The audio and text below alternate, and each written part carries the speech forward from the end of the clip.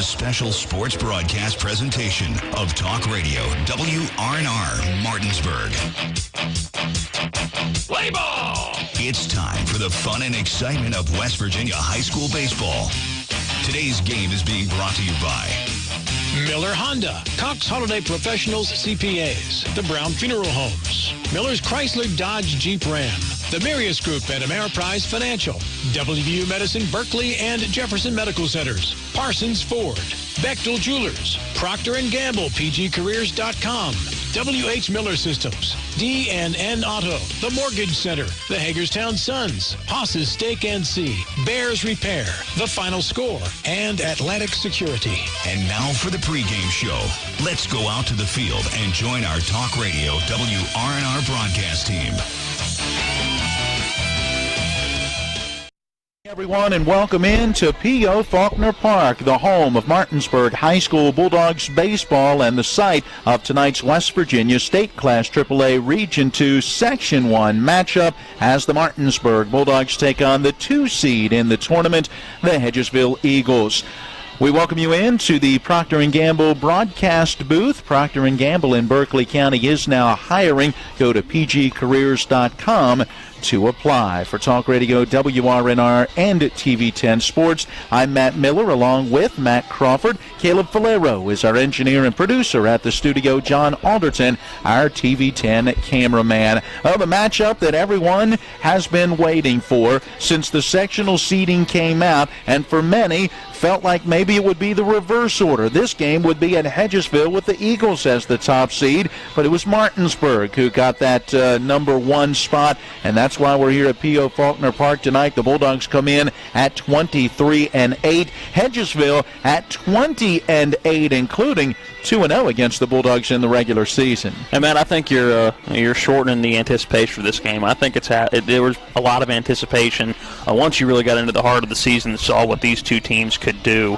I think obviously there's a little bit of a chip on the shoulder of the Hedgesville Eagles and probably the fans and coaching staff as well, thinking they should have been that overall number 1 seed, or at least the number 1 seed in the section, maybe not necessarily in the region, but I think this game has been hyped up for a very long time in a playoff format. We got a slight preview just about a week ago. It was last Thursday. These two teams met right here, and that was a slug 'em out who's going to score more kind of a game, including a busy first couple of innings. It was a 12-9 win for Hedgesville, making them undefeated in the section going into the last couple of days of the regular season. The sectional seeding had already been announced, the regional seeding as well, so I'm sure this is a game that Hedgesville wants to go out and prove that the voters were wrong, and the voters being the coaches, and prove that they should be the number 1 seed, and this game should be in Hedgesville. Well, again, Martinsburg with that 23-8 record has won 8 of their last 10, stretch it out over 21 games, and it's 17 wins to just 4 losses. Hedgesville went through a little bit of a rough patch, including a 4-game losing streak, but since that time, they have reeled off 5 wins in their last 6 games, including 4 consecutive victories, and in those 4 wins, they have scored double digits in runs and pounded out double digits in hits. They would like to keep that going here tonight. Hedgesville opened tournament play yesterday with a 15-10 victory over Spring Mills. Martinsburg, a much lower scoring 5-2 win over Musselman. Both games exciting in their own way. That you have those kind of games in the playoffs, like that 15-10 game last night, in which it was tied at 7 at one point, and the Spring Mills hung around that entire ball game.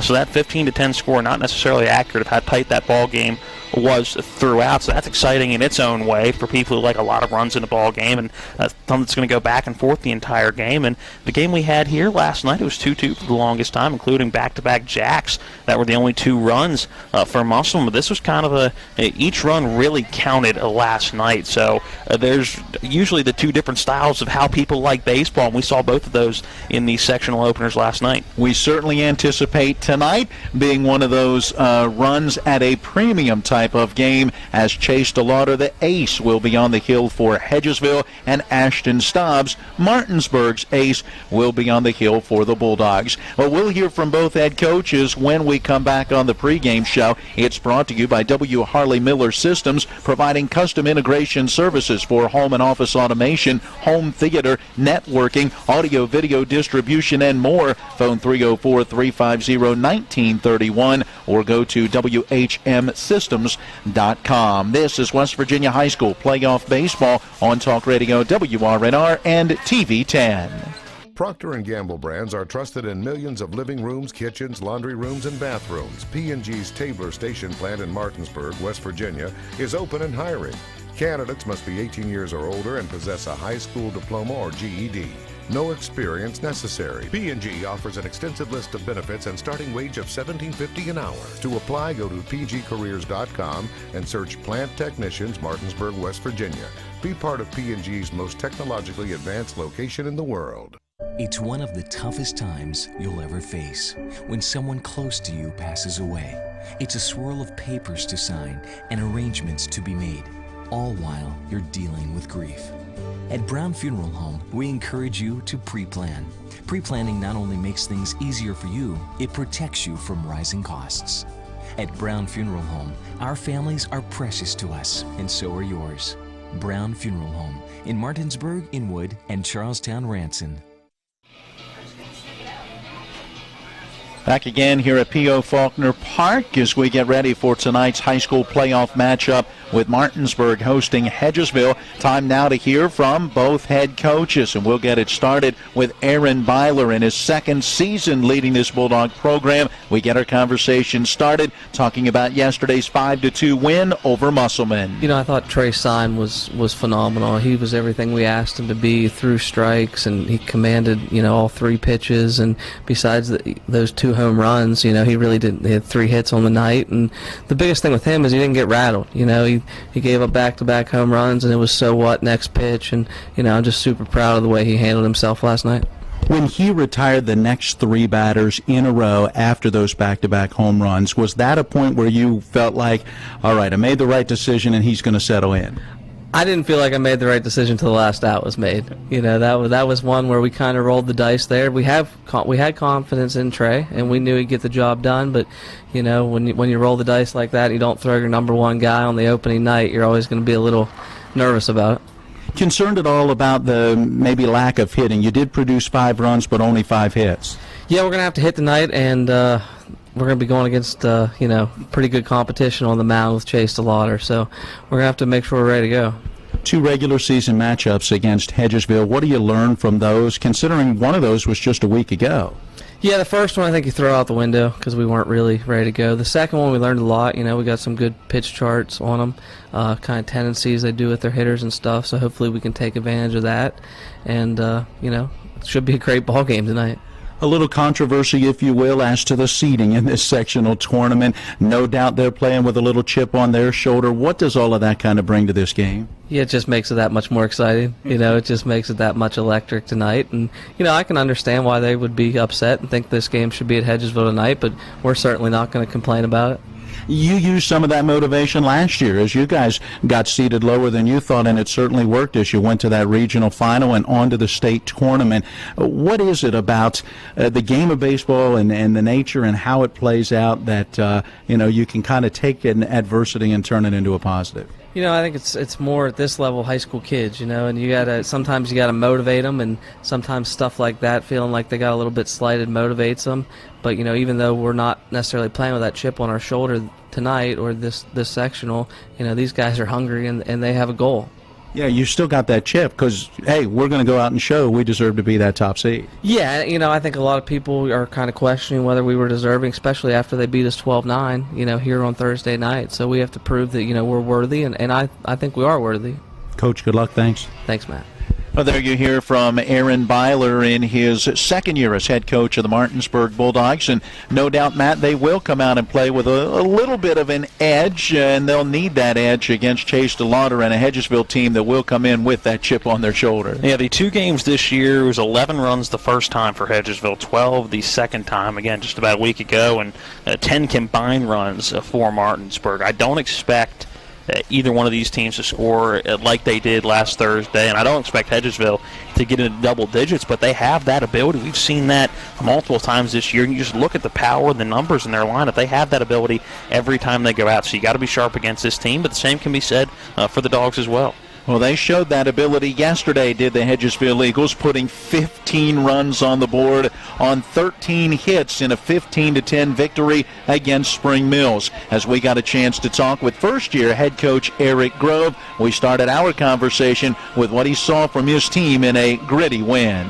Thought we competed really well. I don't know how well we actually played, but swung the bats when we needed to. Our guys showed a little fight, so we knew that Spring Mills give us everything we could handle, and they did. And I just like our mindset, especially late in the game, to put them away, just keep scoring runs there late in the game. And we just need to pitch a little better and play better defense. Middle infield's got to pick it up a little bit, but I think we'll be in good shape today.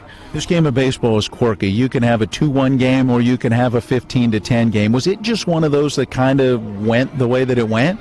I think it starts spiraling out of control when get a couple runs in, and then if you're sort of authoritatively put them away an inning or two, then it kind of breaks their spirit a little bit, but we weren't able to do that. When one team scored, the other one did, so it was kind of just a teeter-totter affair that we just happened to be on the right side of. But I mean, this is a competitive section, and these teams are better than they probably get credit for, so we're just happy to get a win. I know we're on the road tonight, so it's a different environment for us, but I think that we can take some things from last night and improve on them for today. It certainly sets up a matchup that has everybody talking. This is what folks have been looking for, that 1-2 matchup. What do you see tonight against Martinsburg? Well, I know that certainly they've kept the games that we played this year in their mind, no doubt, and I know they were pretty spaced out. And I know the other day not everybody was 100% pitching-wise because it was the end of a long week and we're just trying to get ready for sectionals, but I know that they will be ready to go tonight. They're excited to play at home. I know that this is probably one of the biggest crowds these kids have ever played in front of. Be my guess. I got people I know that are coming that don't normally come to baseball games. So just, you have to keep the frame of mind. It's still just a game. Don't change the baseball aspects of what you do. Just keep control of your emotions. Just play smooth. And I like where we're at. I mean, I think our kids are confident. They're still hungry. They want it for each other, and as long as we keep doing that, we'll be in good shape. While it's still just a game, it's a very important game because of the driver's seat, if you will, towards a sectional championship. So how do you kind of keep those emotions in check? Well, I think that, everybody's going to be on edge the first inning or two. Certainly we know what's at stake because it's hard to have to pitch 4 or 5 days in a row and have the pitching for that. And so we know it's important to win tonight. We like who we have on the mound. We like the situation we're in. Granted, we like to be the team that bats last, but it's not in our cards for tonight. But hopefully our plan is to get up early and just to try and hold them at bay the rest of the game. I think if we do that, we'll be in good shape. Coach, thank you. Good luck. All right. Thank you, sir. There you hear from Eric Grove in his first year as head coach of the Hedgesville Eagles. Well, we need to take another timeout. We'll come back and wrap up our pregame show brought to you by W. Harley Miller Systems as we take a look at today's starting lineups. Find them online at WHMsystems.com or phone 304-350-1931. Integration services for home and office automation, home theater networking, audio, video, distribution, and more. You can find it with W. Harley Miller Systems. This is West Virginia High School Playoff Baseball on Talk Radio WRNR TV 10. Welcome to La Bella Vita, named for my Grandma Vita. Our mountaintop getaway honors her legacy while complementing the home's spectacular views. This recently renovated property boasts a breathtaking landscape of Deep Creek Lake while providing great open interior spaces for a sensational vacation. You'll immediately notice the great room allows for entertaining, dining, and relaxing after long days on the lake or skiing on the slopes of Wisp.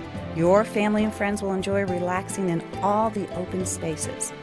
The home features 6 bedrooms, including 4 that are private suites. And each of the 4 levels of this home feature amazing visibility as far as the eye can see. Like our family, we hope you enjoy making memories here on the mountain. We love sharing the spacious, warm, and inviting home that overlooks the lake. Cheers to the beautiful life, La Bella Vita. Park as we get ready for tonight's matchup with Martinsburg and Hedgesville. Time for the starting lineups. They're a service of D&N Auto Specialist, where honesty is their best policy. Get it fixed right the first time at D&N Auto. Phone 304-267-4078. We begin with the visiting Hedgesville Eagles. They're 20-8 on the season, winners of 4 in a row and 5 of their last 6, led by head coach Eric Grove, assisted by Nikki Brown, Derek Snyder, Mike Quinn, Levi Marty, Scott Budka, and Brian Mosley. For Hedgesville, third baseman Josh Rush is in the leadoff. He's followed by the pitcher Chase DeLauder. Batting third, playing shortstop, is Kyle West. Center fielder and cleanup hitter Hunter Coe. Batting fifth, catcher Brady Weaver. The number 6 hitter at second base is Parker Martin. Batting seventh, first baseman Jamison Matthew. The number 8 hitter, the designated hitter Tyler Bubb. Batting for starting left fielder Thomas Budka. And the number 9 hitter in right field is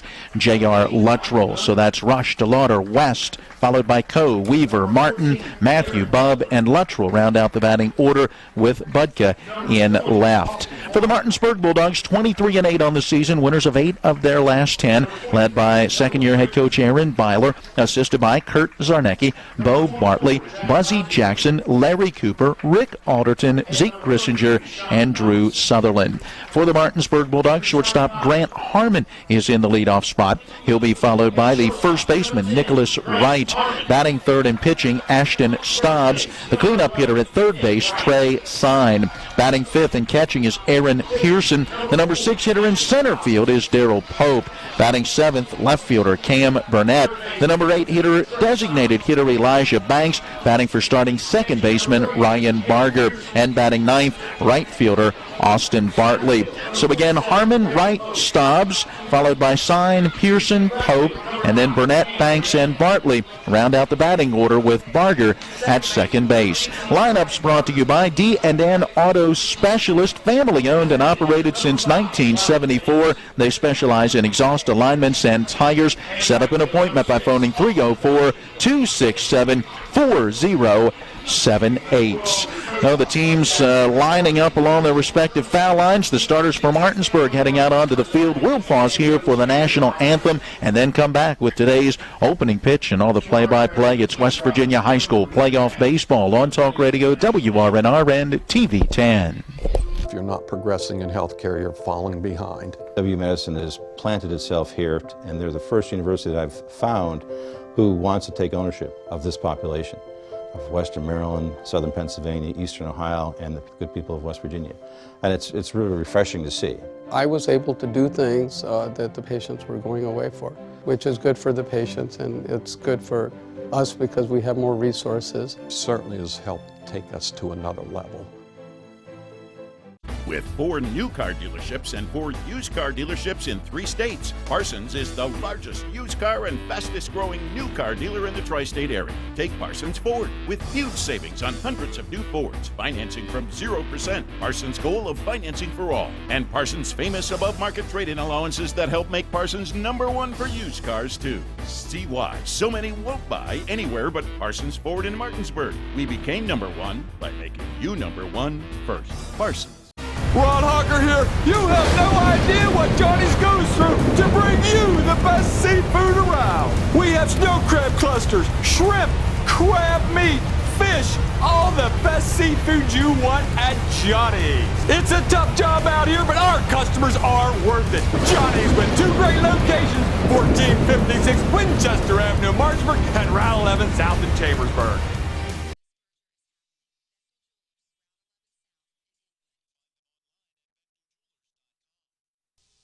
Play ball!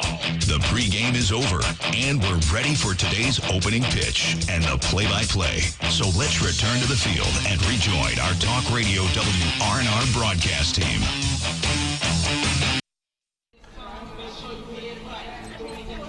Welcome back into P.O. Faulkner Park. Matt Crawford, Matt Miller with you. Caleb Valero at the studio. John Alderton, our TV 10 cameraman. We are in the Procter & Gamble broadcast booth. For information on a career with Procter & Gamble in Berkeley County, visit pgcareers.com. Martinsburg in the field in the white baseball pants, the black jersey tops with equally black lettering with a thin orange trim.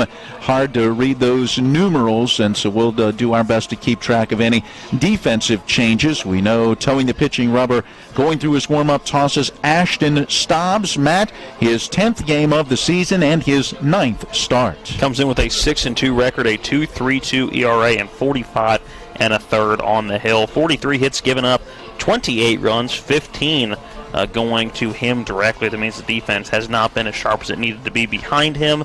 61 strikeouts, just 18 walks, so one heck of a strikeout to walk ratio so far. And like you said, this will be start number 9 for him on the season, and probably his biggest one of this season. Yeah, no doubt about it. He'll try to match Chase DeLauder and keep this one a low-scoring game. You imagine that's what we're going to get, but then again, that's why they play him, right? Who would have thought that Hedgesville and Spring Mills would have gone for 25 combined runs last night? Well, our opening pitch is being brought to you by the Mortgage Center. They're on Edwin Miller Boulevard in Martinsburg, where Mark and Cheryl Savitt treat you like family with personal one-on-one service. They'll walk you from application to settlement with low interest rates and closing costs. The first pitch right at 7 o'clock, and it works down low and away for ball 1. Next delivery from Ashton Stobbs, likewise low and outside. 2 balls and no strikes. You can reach the Mortgage Center by calling 304-267-9040, online at mortgagefinancing.com. 2-0, a bouncing ball towards the second baseman. In a few steps is Barger. He's got it, and the throw to first in time, and on 4 pitches, Rush grounds out 4-3. Only on 3 pitches. That was a 2-0 count there. And I think that Josh Rush in that leadoff spot, you get a 2-0 count. You usually don't see a lot of leadoff hitters swinging away on a 2-0 pitch. Maybe a little too eager there. Again, a lot of nerves probably between these two teams. So saw something he thought he could drive, ended up just dribbling one to the right side for out number 1. It'll bring up Chase DeLauder, and he looks at one just low and outside for ball 1. Boy, did he have himself a game yesterday against Spring Mills. He only went 5 for 5, hit a grand slam, and had 3 doubles. He'll look at a breaking pitch that again misses down low, 2-0. One of the things that makes him so dangerous is that he's got a good eye at the plate. Of course, teams kind of work to pitch around him sometimes as well, as this pitch from Stobbs off the outside corner. It's 3-0. DeLauder has drawn 23 walks on the year. Yeah, 598 batting average, a 681 on base percentage. And this pitch low and inside, and DeLauder has walk number 24. And a couple of those pitches were close. Maybe you could get DeLauder to chase at one, but none in the strike zone. Maybe a case where Stobbs somewhat pitching around the hot hitter. So a runner at first. Nicholas Wright will hold him on there as Kyle West stands in. Sophomore shortstop, a second straight left-hand batter, so he'll have a hole to hit through, and he will take a strike on the inside corner. West, a .389 hitter that's 35 for 90, has driven in 27 on the year, has reached on a walk 8 times compared to 14 strikeouts. There's 8 walks, lifting his on-base percentage to .441. Open stance in the left-hand box, backs out of the way of a breaking pitch down and in. Count now 1 ball and 1 strike. I think one of the keys in this game for Ashton Stobbs is going to be he's got to get ahead of hitters. You can't let them you can't let this lineup nitpick which pitch they want to hit and see an awful lot of them. So he's got to work on getting ahead with that first strike. Well, he has fallen behind West as the 1-1 pitch, a fastball that sails up and away, and it's 2 balls and 1 strike. Looking at the numbers for Hedgesville, a team that has walked 112 times through their 28 games. Toss over to first as DeLauder goes back. He'll stretch that lead out again as Wright holds him there. Staub's a right-hand pitcher, so looks back over his shoulder. There goes the runner. Pitch to the plate. Slowly grounded off the third base side of the mound. Staub's fields, makes that throw to first, and in time to retire West. DeLauder, who was off with the pitch, will stop at second base. And that's a great play by Ashton Staub. He's got to work to the opposite side in which he's fallen off the mound, and wasn't an easy throw for him to make, having to throw off that back foot, not able to follow through with the speed of Kyle West moving down the line. So a good throw by Staubs fielding his position.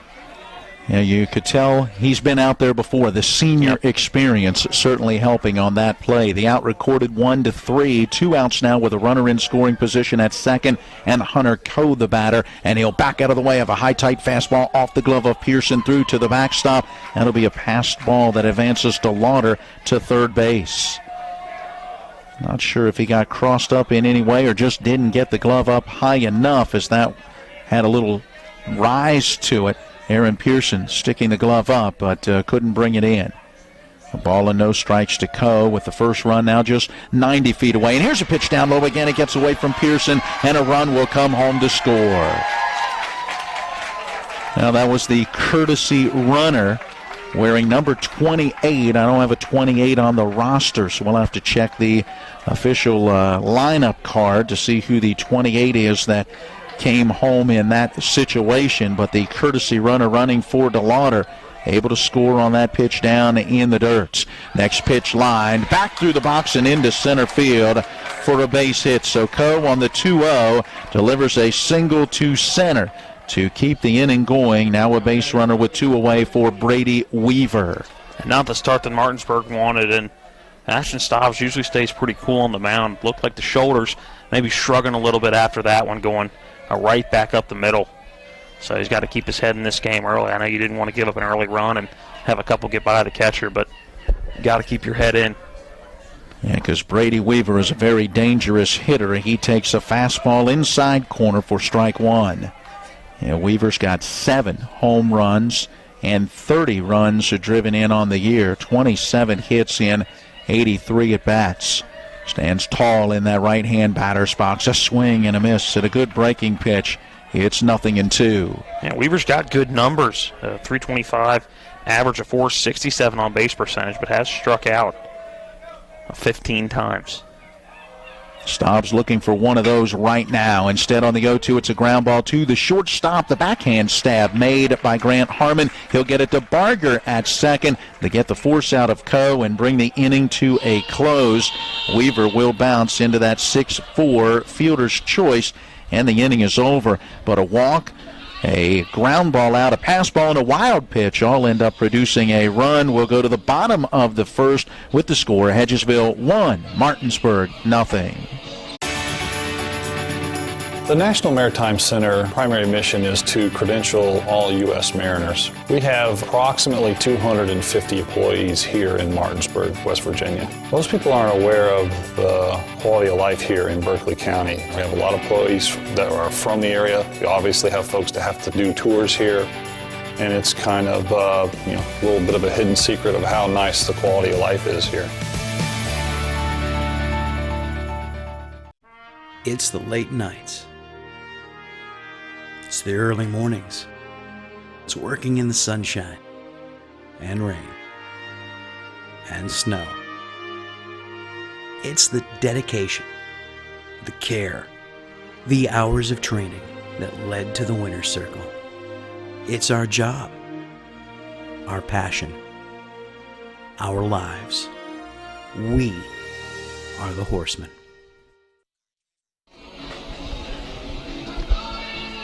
We'll go to the bottom half of inning number 1. It is a 1-0 lead for Hedgesville as Chase DeLauder toes the pitching rubber. And Matt, outstanding. His 12th game, his 8th start, and he comes in with 8 wins and 1 loss. He's pitched out. He's played absolutely fantastic in every facet of the game, and on the mound it's no different. A sub-1 ERA going into the playoffs is really unreal at the high school level. A 9.47 ERA in 44 1/3. He's only given up 29 hits, 13 runs, 6 of those earned runs on him, 75 strikeouts to just 14 walks. You really don't see a whole lot of this kind of level of pitching at the high school level, and it's something we didn't think could get much better from last year, and he's been just as productive, if not a little more productive. So we'll see how the Dogs handle him tonight, the first meeting that the Dogs have seen him on the mound. The first pitch to Grant Harmon, a strike on the outside corner as we get the bottom of the first underway. Harmon, a senior, one of 6 seniors in this Bulldogs starting lineup. Curveball wraps around that outside corner. It stayed outside for ball 1. Some of the Hedgesville faithful wanting that call, but it clearly missed off the outside corner from our vantage point. 1-1 delivery, down low and in. 2 balls and a strike now to Harmon. And that pitch you caught a curveball. Looked like it had a little slider movement on it as well, so maybe a slurve, maybe just a straight slider, but it looked like it did have a little bit of top-to-bottom elevation as well. Swinging at the 2-1, Harmon fouls it off the end of the bat down the first base line. And the count now even, 2 balls and 2 strikes. Harmon with 40 hits in 93 at-bats, hitting .430.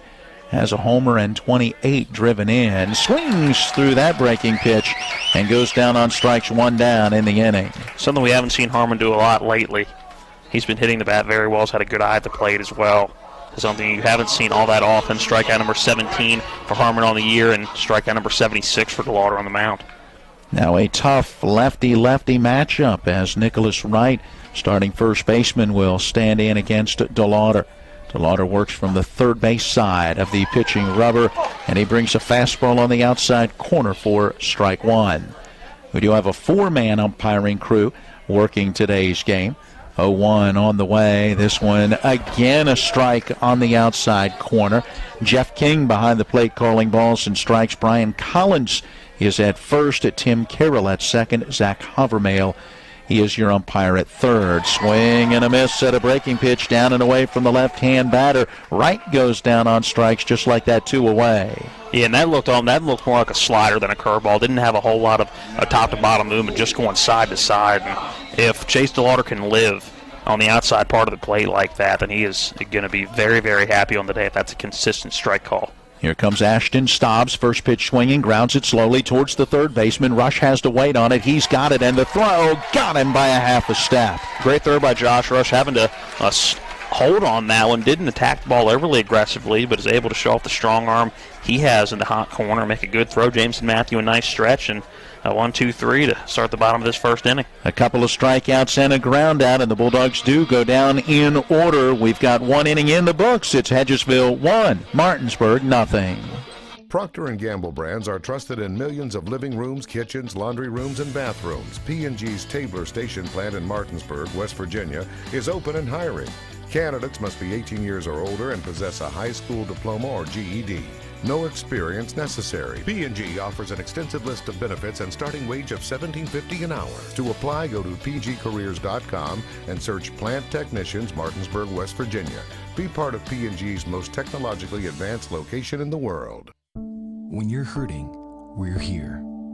When things are confusing, we're here. When you need answers, we're here. Brown Funeral Home. We've been caring for families like yours for generations, since 1880. Whether you want to plan ahead or you need us now. Our families are precious to us, and so are yours. Brown Funeral Home in Martinsburg, Inwood, and Charlestown Ranson. We're here when you need us. Here we go to the top half of the second inning with the 6, 7, and 8 hitters coming up for Hedgesville, facing Ashton Stobbs, the Martinsburg starter in the first, throwing 17 pitches unofficially, 7 for strikes, gave up a run on a hit, but also a couple of pitches that I know he would like to have back. A pass ball and possibly another pass ball and/or wild pitch that brought home the first run of the game. First pitch of the inning to Parker Martin, down low and outside. That's ball 1, and it's deja vu all over again. Same way he started Josh Rush, down low and outside to start the ball game. 1-0 on the way, and a strike on the outside corner at the knees. It evens up 1-1. Cloudy skies overhead, but all in all, no complaint about today's weather. It has been a comfortable day. Here's the next delivery. Snaps down in there for a called strike. Now at 1-2, our game time temperature at 68 degrees, an overnight low expected around 57. And then clouds and a chance for afternoon showers tomorrow. A swing at the 1-2 and a slow roller off the end of the bat, foul up the first baseline. Count holding a ball and 2 strikes to Parker Martin. That chance of rain right around 50% tomorrow right now, with a high of about 72. 63 the low Thursday night, and then clouds and about a 70 to 80% chance of showers and thunderstorms with a high of 81 on Friday. The 1-2 is due, and Martin asks for time and steps out as Ashton Stobbs not quite ready to pitch. Parker Martin, 16 for 45 on the year. It's good for a .356 batting average. Driven in 19 on the year, no home runs. 10 walks, 10 strikeouts. Bumps his on-base percentage to .459 as the 1-2 misses high and inside for ball 2. Yeah, that has him spinning down out of the way of that one. So an even count, 2 balls, 2 strikes. Stobbs looking in at Pearson, has the sign, he's ready, and the pitch. Swing and a miss. Got the fastball by him on that outside edge. I think that is the batter that Ashton Stobbs needed to get that confidence back up after the first inning. He needed that first strikeout. He needed a good at-bat like that, in which he won a good 6-pitch at-bat. Nothing taken away from Parker Martin either. But just a good at-bat that was won by Stobbs, and I think that's going to go a long way in building him back up in this game. It'll bring up Jamison Matthew, first baseman, number 7 hitter in the order. One of 4 juniors in the starting lineup. Got jammed on that first pitch, popped it up, and just about maybe 20 feet, if that, up the first base line. The pitcher, Ashton Stobbs, comes down and makes that grab for out number 2. Seen a couple good examples of him fielding his position so far in this one. Had a good throw to throw out Kyle West in the first for out number 2, and that's a good job falling off the mound. Helping out Aaron Pearson. Would have been a tough play for Pearson to make throwing that mask off. 2 outs, bases empty, and the batter Tyler Bubb, and he takes that breaking ball on the inside corner for strike 1. Good movement on the pitches for Stobbs. Here's more of that curveball, that kind of up and down drop, as opposed to what you were talking about to Lauder, and more of that sideways movement. There's the curve again, this one down low and outside. Count evens, a ball and a strike. Bubb, a senior, 4 seniors, 4 juniors, 2 sophomores in this Hedgesville starting lineup. The 1-1 pitch, a fastball low and outside for ball 2. Bubb DHing for Thomas Budka, playing in left field today. Bubb a .286 hitter, but does have 14 walks, bringing that on-base percentage to .462. He's a pitch away from another walk as the 2-1 is off the outside corner. 3 balls and a strike. Stobbs with 2 outs and the base is empty. Would like to go right after him and gets that letter high strike on the inside part of the plate. It's now full 3-2. Yeah, that is not a gimme pitch depending on which umpire's behind the plate, so Ashton Stobbs going to be happy if that's a strike all day. Now the payoff, and it is fouled out of play along the first base line. 3-2, the count will hold as Bob able to waste that one. 7th pitch of the at-bat coming. 1-0, Hedgesville leading. The Eagles batting top of the 2nd. Game scheduled to go 7. The winner moves into the driver's seat for a sectional championship. The winner today will be off tomorrow, while today's loser has to come back out and play the winner of the Spring Mills Musselman game. Breaking ball down low and outside. Bub lays off, and it is ball 4. He's got his 15th walk of the year, and Hedgesville has a 2-out base runner. It'll bring up J.R. Luttrell, junior right fielder, hitting in the number 9 spot in the order. Has not had a ton of at-bats this year. No, just 22. Only 2 hits in those 22 at-bats. Has added 3 walks, but has struck out 10 times. Swings and fouls it straight back to the netting just below us. You may have heard it bang into the press box. That is strike 1. And those 2 hits and 22 at-bats only good enough for a .091 average. That on-base percentage not a whole lot better, just at 200 with those 3 walks. So it'd be huge if he could find a way to get on base, put 2 runners on for the top of the order. That is dangerous for the Seagull team. And certainly a guy Stobbs has to go right after. This is a guy you've got to get out when you're facing this lineup and when you're facing DeLauder on the hill. Off-speed pitch, a check swing at 1 in the dirt. It will be ruled a strike by our plate umpire, Jeff King. Nice job by Pearson blocking that pitch, holding Bub at first. Count 0-2. Luttrell tried to hold up but could not do it. Now in the hole. Stands in the middle to front part of the box while crowding the plate. Swings and bounces the 0-2 foul first base side. A lot of times you'll see the guys, almost digging that back line away. His back foot is probably even with the point on the back of the plate. That front foot as he strides forward is right on the front line of the batter's box. Here's that 0-2 pitch, missing down and in. Again, Pearson drops to his knees to smother that baseball. It's taken for ball one. It's a good job by Pearson keeping above at first base, an issue that may have cost a run in that first inning. A couple of wild pitches and or pass balls, depending on who's doing the scorebook on what day. So a good job by Pearson to keep that ball in front of him. Swinging a foul ball out of play, third base side. Luttrell got jammed on that one, but again was able to fight it off, and you got to give him credit. He's making Stobbs really work to get this out. For Coach Byler, he would love to see Stobbs have as few pitches as needed to get out of an inning, to go as deep into this one as he can. The 1-ball, 2-strike pitch. Here it comes. Swing and a miss, set a pitch in the dirt. Pearson's got it, steps out in front of the plate and fires on to first, and Luttrell is retired. He goes down as a strikeout, second of the inning, second of the game for Stobbs. The out officially recorded 2-3. It brings the inning to a close. There was a 2-out walk, but Hedgesville will leave that base runner stranded. We go to the second with your score, the bottom of the second, with your score, Hedgesville 1 and Martinsburg nothing. The level of care that I got at WVU Medicine was top-notch. If you're not progressing in healthcare, you're falling behind. Is really an integration, looking at a clinical care network, looking at the good people who can help push the envelope and raise the bar for delivering quality healthcare product. To have my life back is absolutely a blessing. I am beyond thankful for WVU Medicine. I absolutely 100% have my life back. With 4 new car dealerships and 4 used car dealerships in 3 states, Parsons is the largest used car and fastest growing new car dealer in the tri-state area. Take Parsons Ford with huge savings on hundreds of new Fords, financing from 0%, Parsons' goal of financing for all, and Parsons' famous above-market trade-in allowances that help make Parsons #1 for used cars too. See why so many won't buy anywhere but Parsons Ford in Martinsburg. We became #1 by making you #1 first. Parsons. Heading to the bottom of the second inning, the 4, 5, and 6 hitters coming up for Martinsburg against Chase DeLauder. The Hedgesville starter needed only 9 pitches, 7 for strikes as he set down the side in order in that first inning, including a pair of strikeouts. Trey Sine, the batter, right-hander, against the left-hander on the hill, and DeLauder with the pitch on the inside corner for a strike. Sine, the winning pitcher in yesterday's game against Musselman. Pitched one heck of a game, only giving up 3 hits. Here's the pitch, a swing and a miss. Good high fastball, and the count now 0-2. And Sine just couldn't catch up with that fastball.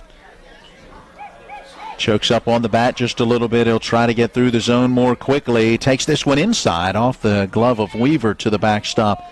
A ball and 2 strikes. Ironically enough, you mentioned Sine, the winning pitcher for Martinsburg. DeLauder was the winning pitcher yesterday. And a long outing, right? For Hedgesville. A whole out. 1 out, 5 pitches, 3 of them for strikes, as he retired the only batter that he faced. Kept the game tied at that point, and then they exploded for 8 runs in the bottom of the inning. Sine able to get a piece of the 1-2, fouls it off in and out of the glove of Weaver, and then up that first base line. That's got to be one of the shortest outings for a win. Well, he helped his own cause because he hit a grand slam home run as part of that 8-run inning. And so that opened things up and gave head coach Eric Grove a chance to take him out and bring in somebody else. 1-2 pitch is a called strike 3 on the inside corner. Sine didn't think it was a strike. That pitch in that specific location, whether it be outside to a left-handed batter or inside to a right-handed batter, has been there all day. It's been consistent. So it's going to be harder for righties because it's going to jam them. Yep. They're going to have to do whatever they can just to fight it off to live to see another pitch. It'll bring up Aaron Pearson, who takes outside for ball 1. Pearson in the number 5 spot in the Martinsburg order. Well, as we play here in Section 1, in Section 2, Hampshire and Jefferson are playing. Swinging at the 1-0 pitch, Pearson cues one off the end of the bat right to the first baseman, Jamison Matthew. He'll scoop it up and step on the bag himself for the second out. 2 down, bases empty for Darrell Pope. And as we check in over in Section 2, they're in the top of the 6th inning at Shenandoah Junction. Remember, they threw out the first pitch at 6 o'clock this evening, and Jefferson has a 2-0 lead over Hampshire. Pitch to the plate in there for a strike to Pope. And a lot of people may be surprised with that 2-0 score, but Jefferson's not a team that on a consistent basis is going to score an awful lot of runs. So wouldn't surprise me if the end of this one was a 3-0 or a 4-0 game, or even if it stayed 2-0, and you see a good pitching effort by, I'm sure, probably Taylor Tennant tonight. Pope takes a pitch just off that outside corner. Count evens up at a ball and a strike, and the 1-1 is fouled back just to the right of our position into the netting. Count now at 1-2. I'll pull up the full box score in just a moment and check that out. But Hampshire was a winner yesterday over Washington by a final score of 7-2, advancing to face Jefferson today in that winner's bracket. DeLauder delivers a called strike 3 on the outside corner. He knew it before the umpire even finished the strike 3 call. And the strikeout will be the 4th for DeLauder, who pumped his fist and made his way to the dugout off the first base side. He has set down the first 6 Martinsburg batters that he has faced with 4 strikeouts. 2 innings in the book. The score remains Hedgesville 1, Martinsburg 0. Welcome to La Bella Vita, named for my Grandma Vita. Our mountaintop getaway honors her legacy while complementing the home's spectacular views. This recently renovated property boasts a breathtaking landscape of Deep Creek Lake while providing great open interior spaces for a sensational vacation. You'll immediately notice the great room allows for entertaining, dining, and relaxing after long days on the lake or skiing on the slopes of Wisp. Your family and friends will enjoy relaxing in all the open spaces. The home features 6 bedrooms, including 4 that are private suites. And each of the 4 levels of this home feature amazing visibility as far as the eye can see. Like our family, we hope you enjoy making memories here on the mountain. We love sharing the spacious, warm, and inviting home that overlooks the lake. Cheers to the beautiful life, La Bella Vita. We'll go to the top half of inning number 3. As always, our trivia inning. In the top of the 3rd, we'll give you the trivia question and the station telephone number. First to call and get through with the correct answer, picking up our prize package. 4 tickets to a Hagerstown Suns minor league baseball game, as well as $30 in gift certificates to Haas's Steak and See on Edwin Miller Boulevard in Martinsburg. Josh Rush out of the leadoff spot in the order for his second at-bat, stands in and takes a called strike 1. Ashton Stobbs, 37 pitches, 24 strikes through 2 innings. Comes with a breaking ball that is inside to even the count at a ball and a strike. Rush 0 for 1 has bounced out to the second baseman. The 1-1 on the way. There's that curveball, and it's lined foul. That one hitting the fencing and staying in the field of play. So someone will have to go down from the Martinsburg dugout and track that one down as Cam Burnett, the left fielder, stays where he is in left. Count a ball and 2 strikes to Josh Rush. And we're ready to go right back to action. And this pitch fouled out of play off the third base side. It holds at a ball and 2 strikes. Hagerstown home tonight, by the way. The Suns opening their homestand and a series with Lakewood, scheduled to be at home again tomorrow night against Lakewood, also at 7:05. Swing and a miss at a pitch that Aaron Pearson was able to keep from getting into the dirt. He threw that glove up to show our plate umpire Jeff King that he had it, and Rush is down on strikes. Rush wasn't moving quickly anyway, so if it did hit the dirt real quickly, could have been a quick tag applied, but a good job by Pearson. Obviously, anything you can do to keep that out of the dirt is good, and a good leadoff strikeout for Ashton Stobbs. Stobbs wants a new baseball before delivering the first pitch to Chase DeLauder. So with that, we'll get into our trivia question. If you missed it last night, Mike Fires pitched his second career no-hitter in the A's 2-0 win over the Cincinnati Reds. Question after this. DeLauder stands in. We're ready to go. And the first pitch, a breaking ball down and in for ball 1. The trivia question is, who was the last pitcher to throw his second no-hitter? All right, so Fires pitched his second no-hitter yesterday. Pitched down and in, has DeLauder dancing out of the way of ball 2. I thought that man nicked his leg. I think he was able to jump up out of the way, which is a good thing, as that one was down and in. So now they count at 2 balls and no strikes. He walked his first time up and has yet to see a strike until now, and he grounds it sharply up the middle. Backhand stab. Barger turns, throws, can't get him. Ryan Barger, the second baseman, made a great effort just to keep that one on the infield, but DeLauder out of that left-hand batter's box with good speed, legs it out for an infield single. So the first strike that he sees, a ball that he could put the bat on, he hit it very well up the middle. That's a great play, like you mentioned, by Barger. Just took too many steps after he got the baseball. He's got to be able to come to a stop a little bit quicker than that and immediately turn and fire. Took a couple too many shuffles. As with the lefty DeLauder, he can get out of the box pretty quick. It'll bring up Kyle West, 0 for 1. He bounced out to the pitcher his first time up, and he takes a called strike on the inside corner. So again, last night, Mike Fires pitched his second career no-hitter. Our question, who was the last pitcher to throw his second no-hitter? So before Fires, who was the last pitcher to throw a no-hitter that was the second in his career? One runner, was on the move as West fouls the pitch out of play third base side. Count 0-2. Now they had that hit and run on with West last time up. He was able to make some contact bouncing that one just off the third base side of the mound. That was the nice play when Stobbs came off the mound to field turn and throw him out at first.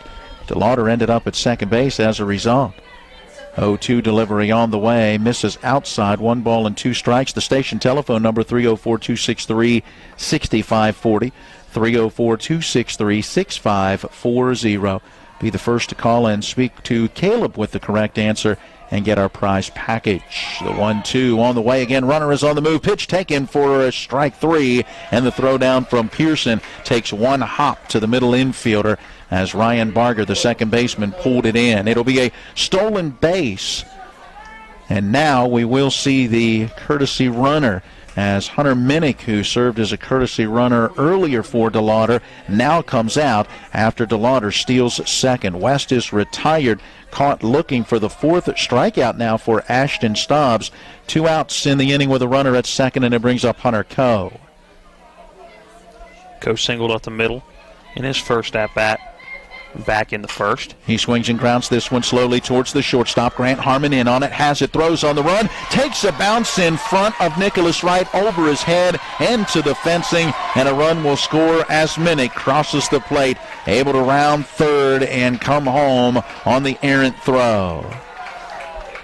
Grant Harmon had to rush that throw on the slow dribbler that he had to come in on, was able to throw on the run, couldn't get his full body behind it, but didn't have time to stop and set his feet, unfortunately getting by Nicholas Wright. Yeah, that took that big hop, not a skip or even a regular bounce that might allow the first baseman to get the glove on it. And when it hit out in front of him, it hopped right up into the air over his head, and just not quick enough reaction to be able to get the glove up there. The error allows a run to score, and you look at how the 2 runs have scored to give Hedgesville a 2-0 lead, and it hurts. Here's a throw over. Trying to keep Coe close as Brady Weaver steps in. The first to run scoring on a wild pitch / passed ball, and now this run scoring on the E6. Here's the pitch to the plate as Brady Weaver fouls it away. Trip Tobin working with the American Legion team, checking out the game changer. Was it a hit or what was the... Oh, I'm sorry, 4-2. He's showing us the Hampshire score as Hampshire has taken a 4-2 lead on Jefferson. Runner is on the move with a breaking pitch that misses low and into Brady Weaver.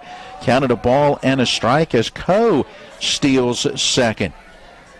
So Hedgesville head coach Eric Grove and his staff really aggressive on the base paths so far in this one. Weaver awaiting the 1-1. Swings through this one in on his hands. Now with a ball and 2 strikes. So Hampshire has plated 4 runs to take a 4-2 lead after trailing 2-0 against the Cougars. Bottom of the 6th inning, Jefferson now batting, and they have a runner at first. Breaking pitch on the inside corner. It's a called strike 3. Weaver gets caught looking, and Ashton Stobbs strikes out the side in the 3rd inning. But an infield hit, a stolen base, and an error end up costing a run. And as we go to the bottom of the 3rd, it is now Hedgesville 2 and Martinsburg nothing.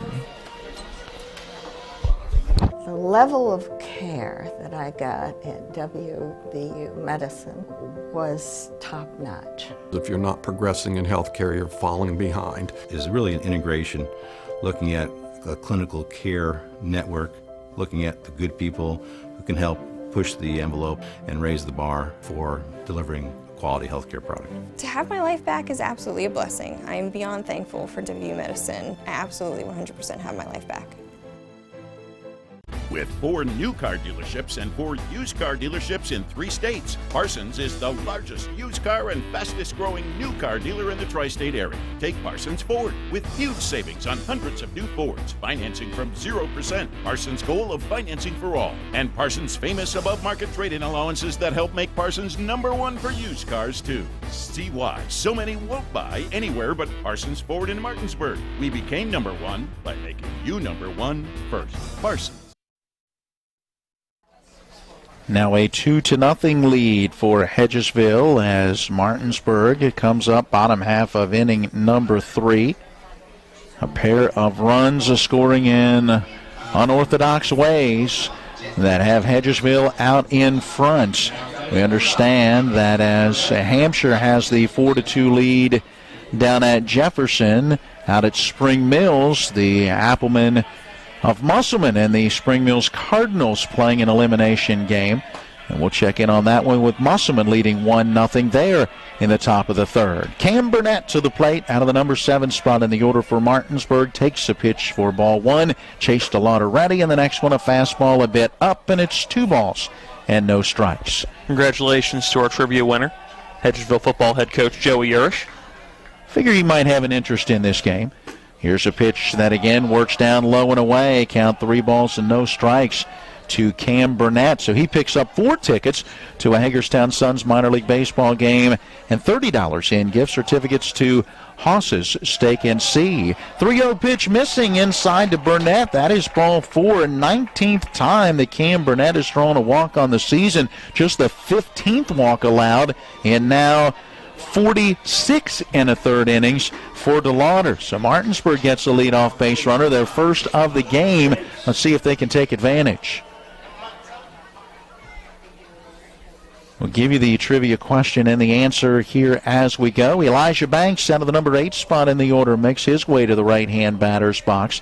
Today's designated hitter batting for the starting second baseman, Ryan Barger. And the first pitch to Banks is a called strike 1. Banks hitting .308, no homers, 12 driven in.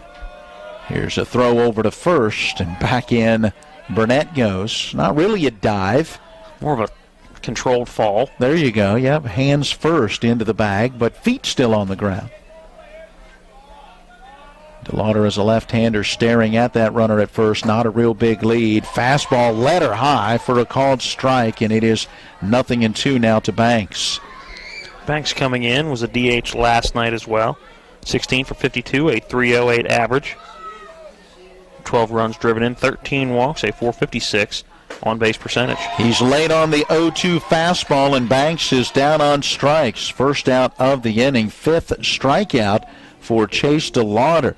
And our 2 starting pitchers have now combined for 10 strikeouts with 1 out here in the bottom of the 3rd inning. So far, everything it was advertised to be.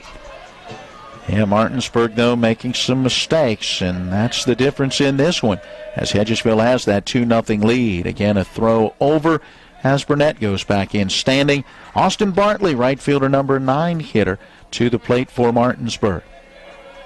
One of 4 juniors in this starting lineup, 6 seniors for Martinsburg, and Bartley takes. That's a called strike. That one on the outside edge. A little bit of a check swing, and at this point in the game, and facing this pitcher, if you're going to swing the bat. DeLauder ready. Here's that 0-1. Popped right back over our heads and out of play. Counted no balls and 2 strikes. All right, our trivia question last night. Mike Fiers pitched his second career no-hitter in the A's 2-0 win over the Reds. The question, who was the last pitcher to throw his second career no-hitter? We'll get the answer in a moment. 0-2 from DeLauder. Here he comes. Swing and a miss. He got him. Strikeout number 6, out number 2, and with that runner still at first, back to the top of the order, and Grant Harmon. All right, Matt, do you have an idea? Jake Arrieta. Did you know that because you're a Cubs fan? I did. Yeah, Jake Arrieta in 2016, and guess who he got it against? The Cincinnati Reds. Okay. Swing and a miss by Grant Harmon at strike 1. Yeah, 16-0 was the final in that one. Not a close no-hitter. His other no-hitter was in 2015. Against Jake the Dodgers, Arrieta's, right? Yep, a 2-0 win against the Dodgers. Here's a pitch down and in. 1 ball, 1 strike. As for Fiers, his first no-hitter came in 2015. He was a member of the Astros at that time. And guess who his no-hitter came against? The Reds? The Dodgers. Wow. So the same 2 opponents involved. Harmon takes, it's a strike. Count moves now to 1 ball and 2 strikes. 2 outs with a runner at first. 2-0 Hedgesville. Here's the pitch low and outside. Count now 2-2. By the way, quickly, Fiers becomes the 35th pitcher in Major League history to throw more than 1 no-hitter and the 5th current active pitcher to do it, and his no-hitter, the 300th no-hitter in Major League Baseball history. Fly ball into the gap in left center field. Hunter Coe, the center fielder, ranging to his right, is able to get there, and on the 2-2 pitch, Harmon flies out, and it brings the inning to a close. We go to the 4th inning when we come back to Pego Faulkner Park, as your score remains, Hedgesville 2, Martinsburg 0. Ron Hawker here. You have no idea what Johnny's goes through to bring you the best seafood around. We have snow crab clusters, shrimp, crab meat, fish, all the best seafood you want at Johnny's. It's a tough job out here, but our customers are worth it. Johnny's with 2 great locations, 1456 Winchester Avenue, Martinsburg, and Route 11 south in Chambersburg. We only make home loans, so we better be good at it. And we are. It's that simple. With our focus solely on mortgage lending, you can come to us with peace of mind knowing that your mortgage loan is in good hands. As one of the nation's largest private lenders, our focus is on helping you get into your new home.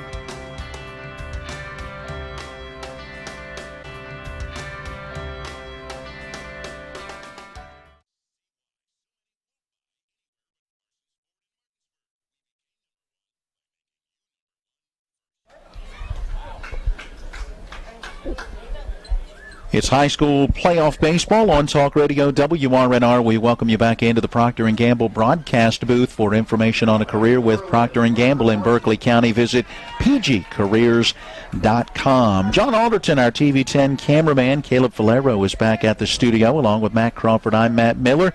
2-0 Hedgesville as we go to the top of the 4th, and with your play-by-play, here's Matt. Set to lead it off is Parker Martin as he lifts one foul out of play over top of the first base stands. Count, no balls, 1 strike now to Parker Martin. Martin, a strikeout victim on a good at-bat by him. He saw 6 pitches but went down on strikes. The first strikeout of the day for Ashton Stobbs. Here's that 0-1 and a swing and a miss that Parker Martin chased it a little bit out of the zone. About knee-high but off the plate by a couple inches. Count now 0-2 to Martin. Martin, a .356 hitter. Struck out for the 11th time as the 0-2 misses. Ball 1. That's 11th strikeout again coming back in the 2nd. Behind now in the count now, 1-2. Stops working quickly out of the windup. Here comes that 1-2. A breaking ball, and it plunks Martin right in the back. And that's one, if you're Ashton Stobbs, that's going to drive you nuts. Ahead to the batter, 1-2, and you just have a breaking ball get away from you. Yeah, puts that leadoff batter on for the first time today for Hedgesville. When they scored in the first and scored in the third, there was 1 out when that base runner reached. Hedgesville has been very aggressive on the base paths so far today. We'll see if that continues with Martin now standing at first. Jameson Matthew, the current batter. The first pitch to Matthew, that's a strike letter high. He had 2 stolen bases and 2 other times have put the runner in motion for a hit and run. So Coach Grove being very aggressive. Nicky Brown, coach down in that third base coach's box. Derek Snyder over at first. Check back over to first base. Martin able to take a few steps back over. Go back in standing. Matthew popped out to Ashton Stobbs in the second inning. Saw just 1 pitch. Here comes that 0-1 pitch. It is lifted to the right side. Nicholas Wright going over, and it hits off of Wright and Barger's glove. They will get 1 out as Parker Martin had to freeze. So one of the more unconventional plays you will ever see, and that was 100% Nicholas Wright's baseball. Ryan Barger shading way over, playing just about where Wright usually plays at first base if there's no runner on. So I'm not sure where the lack of communication was on that one, but it drops. Parker Martin will be thrown out at second base, and Jameson Matthew now standing on first for Tyler Bubb. The first pitch to Bubb, high and inside, ball 1. I think that was a case where both guys were calling for it, and neither one could hear the other. And ultimately, Barger got a glove on it, and then when it hit the ground, Wright picked it up. So I've got it as a 4-3-6 fielder's choice. Off to second now is Matthew. A ball taken for a strike, and Jameson Matthew slides in safe at second. Another stolen base for Hedgesville. 3 steals in the ball game. A couple of other times they've put the runner in motion. So being aggressive on the base paths, trying to make things happen, and it's worked as they have a 2-0 lead. The count 1-1 to Tyler Bubb. Bubb walked in his first at-bat. And here comes that 1-1, a breaking ball for strike 2. That one finished right over the heart of the plate. Matt, your storyline through 3, 2 runs, 2 hits, no errors, 3 left, 1 in scoring position for Hedgesville. Here comes that 1-2, a breaking ball. That one misses inside for ball 2. The count now even 2 balls, 2 strikes to Tyler Bubb. For Martinsburg, no runs, no hits. They've committed 1 error and have stranded 1 base runner, not in scoring position. That runner was left at first. Swing and a miss by Tyler Bubb, and he's going to go down on strikes. That'll be strikeout number 6 for Ashton Stobbs on the day, and strikeout number 10 for Bubb on the season. 2 down now here in the top of inning number 4. Yeah, big strikeout. Now 2 outs in the inning, and again that runner in scoring position. Now at the bottom of the order, it's J.R. Luttrell. As Luttrell awaits a swing and a miss for strike 1. Front foot and front shoulder came out on that one. A fanned on the fastball from Ashton Stobbs, who would love to get out of this inning and not allow Luttrell to reach so that Hedgesville does not get back to the top of the order. Here comes that 0-1, a breaking ball. Low in the dirt, blocked by Aaron Pearson. It stays in front of him, keeping Jameson Matthew at second base. A good block by Pearson. Yeah, we've seen him do that a number of times already in this one. Smothers that baseball, just keeps his body in front of it and holds that base runner. All important right now. Ashton Stobbs out of the stretch, ready to deliver. That 1-1 pitch, here it is. That one a called strike belt high. Strike 2. Yeah, good pitch inside part of the plate to the left-hand batter. Now Luttrell's going to have to protect the plate. Jefferson has a runner at second, a 1-1 count on the batter. 2 outs in the bottom of the 7th inning. Here comes that 1-2 to Luttrell. That one just a bit below the knees, ball 2. And right now Hampshire leading the Cougars 4-2. So Jefferson trying to mount a rally. Zach Rose is at second. Hayden Stang is the batter. Count has gone 2-1 now to Stang. Here comes that 2-2, 2 outs. This one lifted into left field. Coming in on it is Burnett, and he makes the catch for out number 3. That ball was dying quickly, but a good job by Cam Brandt to come in and make the catch. He had a few good catches to end the game last night against Musselman. So the run does not cross the plate. Jameson Matthew will be stranded at second base. No runs come across in the inning. We'll head to the bottom of inning number 4. When we come back, it's 2-0 Hedgesville. At Anthony's Pizza Inwood location, nobody does it better. We make our own dough and we bake it fresh twice daily. That's freshly baked twice a day to make sure your pizza always tastes great. Take advantage of our Anthony's Pizza special offer. Get 2 large 1-topping pizzas, just $17.99. And when you buy 3 12-inch subs, the 4th one's on us. For the best in freshly made pizzas, subs, calzones, stromboli, lasagna, and more, it's got to be Anthony's Pizza, 372 Middleway Pike in Inwood. Call 229-7373 for delivery, anthonysmenu.com. It's the late nights. It's the early mornings. It's working in the sunshine and rain and snow. It's the dedication, the care, the hours of training that led to the winner's circle. It's our job, our passion, our lives. We are the horsemen. Welcome back into the Procter & Gamble broadcast booth. Procter & Gamble in Berkeley County is now hiring. Go to pgcareers.com to apply. Bottom of inning number 4, Hedgesville, the 2-0 lead over the 1 seed Martinsburg. Hedgesville, the 2 seed here in the section. Nicholas Wright set to lead it off. She takes ball 1 just a bit off the plate. Wright in his first at bat struck out swinging on 3 pitches for out number 2 in that first inning. It has gone final at Shenandoah Junction. That 1-0 dribbled foul down the third base line. Hampshire pulls the upset, knocking off the Jefferson Cougars by a 4-2 final, meaning Jefferson will move into the loser's bracket and will host Washington tomorrow. That 1-1 to Nicholas Wright, a swing and a miss, and Wright's got that long swing and just couldn't connect on that one. Count now 1-2 to Nicholas Wright. Here comes that 1-2 and a swing and a miss for strike 3. So Nicholas Wright goes down for the second time today on strikes, and we now have that as strikeout number 7 for Chase DeLauder on the day. Yeah, as you said earlier, it's a sweeping type of pitch, and in that lefty-lefty matchup, as Wright gets ready to swing, he thinks that ball's going to be right there, and by the time he completes that kind of long swing, that pitch is broken out over the, or really out off the outside corner. Ashton Staub stepping in to try to help his own cause as he lifts one a foul out of play behind home plate and over our press box location. DeLauder now towing the pitching rubber out of the windup, ready to deliver that 0-1. Here it is. That's a called strike on the inside third, about thigh high.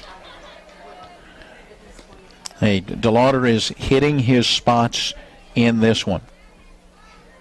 And here comes that 0-2 to Stiles, and it is dribbled to the right side. Up with it is second baseman Parker Martin. He'll fire over to first.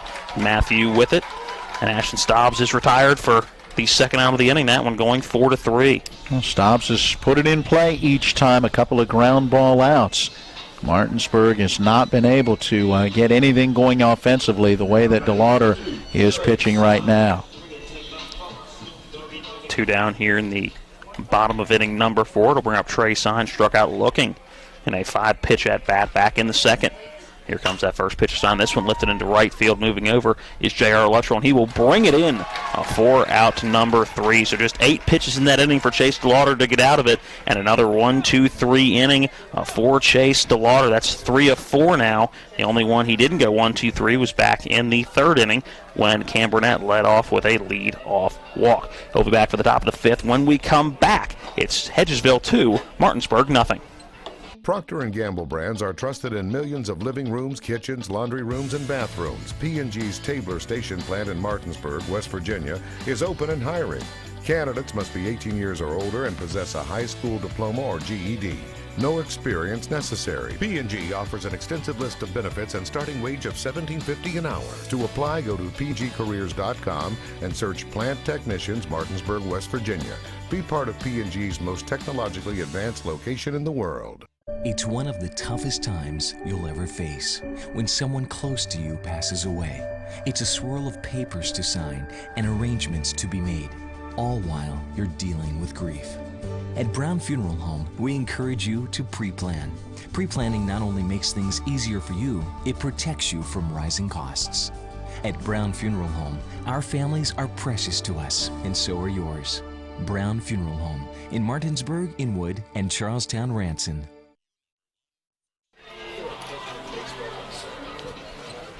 Welcome back into P.O. Faulkner Park. It's night 2 of the sectional tournament. The winner's bracket on this side, Hedgesville getting the win over Spring Mills last night, 15-10. It was a 5-2 victory for the Martinsburg Bulldogs over the Musselman Applemen last night right here at P.O. Faulkner. Set to lead it off here in the top of inning number 5.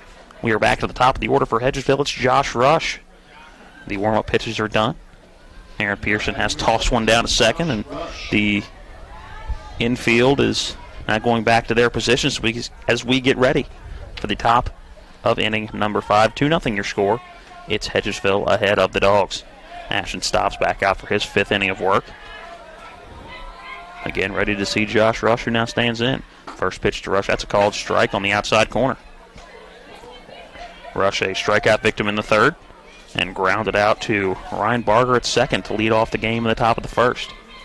Here comes that 0, and that one's driven into right field for a single in between the gap of second base and first base. So a leadoff single for Josh Rush to put a runner on for Hedgesville early here in the 5th. It'll bring up Chase DeLauder. Just the 3rd hit so far for Hedgesville, and a nice piece of hitting to send that one the other way. It'll bring up Chase DeLauder, who has been on both times he has come to the plate. A walk back in the 1st and reached on a single in the 3rd. Check back over to first. Rush back in safely. His courtesy runner, Hunter Minnick, has scored both of those times as well. So both runs that Hedgesville has in this one. A courtesy of Chase DeLauder getting on. Again, a check throw back over to first. That's a close play as Josh Rush diving back in, but that throw, Nicholas Wright kind of catching it on the back of Josh Rush. Rush getting a decent lead for his size over at first base. Here comes the first pitch to DeLauder. She drives to the left side, and it gets by Grant Harmon at shortstop. Rush is going to hesitate briefly, but now get to third base, sliding in safely. And a sharp hit ball to the shortstop, Grant Harmon. I think he was thinking 2 immediately and just didn't focus enough on getting that ball in his gloves. That's going to go down as a E6. That's the ball getting by Grant Harmon on the backhand, and now Coach Kurt Zarnecki going to come out and have a conversation with Ashton Stobbs. And if you're Grant Harmon, you got to block that ball down and at least get one out in that situation. As is, runners at the corners and nobody out in Hedgesville already with a 2-0 lead, and Chase DeLauder throwing the way that he is. Martinsburg cannot afford to give up many more, and that's why Coach Zarnecki is out there trying to slow things down just a little bit. By the way, Musselman has a 5-0 lead out at Spring Mills. That game is in the top of the 4th inning. Again, the winner of that one will play the loser of this one tomorrow in an elimination game here in the sectional tournament.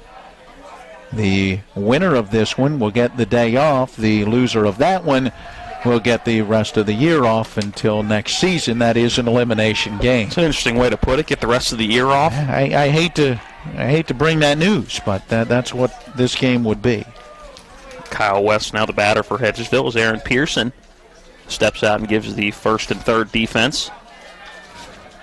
It's Chase DeLauder standing on first base. Josh Rush standing on 3rd for West, who steps in 0 for 2 on the day. A strikeout back in the 3rd as he drives one back to Grant Harmon. Another double play opportunity. Flip to second. Barger had to bring it out of his glove and couldn't get it out quick enough as late on the throw getting over to Nicholas Wright. Kyle West will reach on the fielder's choice and a run will cross as Josh Rush scoring from 3rd, and Hedgesville takes the 3-0 lead here in the top of inning number 5. RBI number 28 on the season for Kyle West as it produces that run with Rush crossing the plate, a single, an error, and a fielder's choice, and Hedgesville adds to the lead. Bring up Hunter Coe, a breaking ball that misses outside for ball 1, and Aaron Pearson can't find it. It's Kyle West to move up to 2nd. And right now, too many mistakes for Martinsburg, and they are the difference in this game. So another runner in scoring position as that ball missed to Hunter Coe. The count now 1-0. Here comes that 1-0 pitch, and the ball fouled off right over the head of Aaron Pearson, and our home plate umpire, right to the backstop. So far in this one, reaching on an Aaron the 3rd is what Hunter Coe has done. Also single to center field. Sent one right back up the middle, right past the outstretched glove of Ashton Stops. One down here in the inning. One run has already crossed, going to 3rd. Now it's Kyle West, and he will be in safely. No throw warranted. Yeah, he stole that one on Stobbs as he had already taken a good 2 steps by the time Stobbs was fully in to his delivery to the plate. So a good read to steal that base. Call that a walking steal when Stobbs didn't pay attention, and he just gradually just start walking to third base. So now a run just 90 feet away. It's West standing at 3rd. Coe going to step out and regroup. Now stepping back in, awaiting that 2-1 pitch, one down. Here comes that 2-1, misses outside, ball 3. On deck is Brady Weaver. Weaver grounded into a fielder's choice and struck out in this game so far, but a power threat. Here's that 3-1, a swing and a miss on a fastball with some zip on it from Ashton Stobbs. The guy now runs full, 3-2. And a good job by Stobbs to keep that down low as Coe swung over the top of it. Yeah. Ready with the payoff pitch. Here is the 3-2 from Stobbs, and a grounder to the left side. Waiting for the hop is Trey Sign, and making the throw. Thought he was going to think about faking it, by the way, that he hesitated for a minute, but reaching safely on the infield single will be Hunter Coe on a ball that took a very high chop off the bat. Trey Sign had to wait for it to come down, and by that point, Hunter Coe was already about 3/4 of the way up the line. Yeah, and I think Sign, when he made that look, was hoping that West was, ready to head down the line as soon as he would make that throw.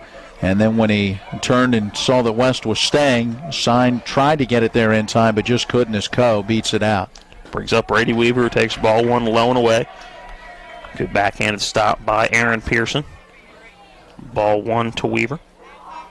2 of the 4 hits so far for Hedgesville have not gotten out of the infield. And yet they've got that 3-0 lead, taking advantage of some Martinsburg mistakes. Stobbs with the 1-0 that finishes behind the head of Brady Weaver. Weaver ducked completely down into a catcher's squat, which is something normal for him being the catcher, and that ball finished right at about where the nameplate is on the back of the jersey. 2-0 as Stobbs will check over to third. Just trying to keep both runners honest, no intent of throwing back. Well, as aggressive as Hedgesville's been on the base paths, the step to third. The 2-0 grounded Trey Sign at third base. Checks the runner back to third. West over to first base. Nicholas Wright able to haul it in. Moving up to second is Hunter Coe. So the fielder's choice going to go 5-3. 2 runners in scoring position now. 2 outs here in the top of inning number 5. Nice play by Trey Sign as he chased West back to the bag. I wasn't sure he was going to be able to get that throw over there, and a nice play at first as Nicholas Wright had to play the bounce coming out of the grass. Now stepping in is Parker Martin, a curveball that bounces into Aaron Pearson. Was able to get enough glove on it to only let it get about 1.5 feet behind where he was squatted as the catcher. Now ball 1 to Parker Martin, and Pearson will go out and have a conversation with Stobbs. If Stobbs can get out of this inning only giving up the 1 run, he's got to feel good, and you don't know if it can lead to, but you would like to hope that it could give this Martinsburg team a little bit of momentum going to the plate in the bottom of the 5th inning. There's been a lot happening in this half inning, and 2 in scoring position right now. That 1-0 was strike on the outside edge of the plate for strike 1 on Parker Martin. Martin so far in this one, he was hit by a pitch in the 4th. Also struck out in the 2nd. Ready with the 1-1 here, Stobbs. That one just a bit off the plate for ball 2. And I'm not sure that Pearson was expecting the same pitch that Stobbs was throwing. He had to quickly adjust. Was able to snag that one and keep it in front. Here comes that 2-1. That one misses outside, gets off the glove of Aaron Pearson, coming in to try to score a toss, and that one's going to be a bit late. As coming in to score is Kyle West, and they had him dead to rights, but Stobbs couldn't get the ball quick enough from Aaron Pearson, and Kyle West able to slide in just underneath the tag, only beating that by a split second. And here we go again with another run scoring when pitcher and catcher can't connect. Ball did not get very far away from Aaron Pearson. 9 times out of 10, that's probably an out at home plate trying to score. Here comes the 3-1 to Parker Martin. That one, a fastball knee high for strike 2. Now the count, a 3-2. Moving up to third on that one was Hunter Coe. Had a chance to be an out, but Pearson took those couple of steps back towards the plate before really letting that ball go to get it to Stobbs covering. That 3-2 lifted out of play on the first base line. Count will stay 3 balls, 2 strikes. 4-0 is the Hedgesville lead here in the top of inning number 5.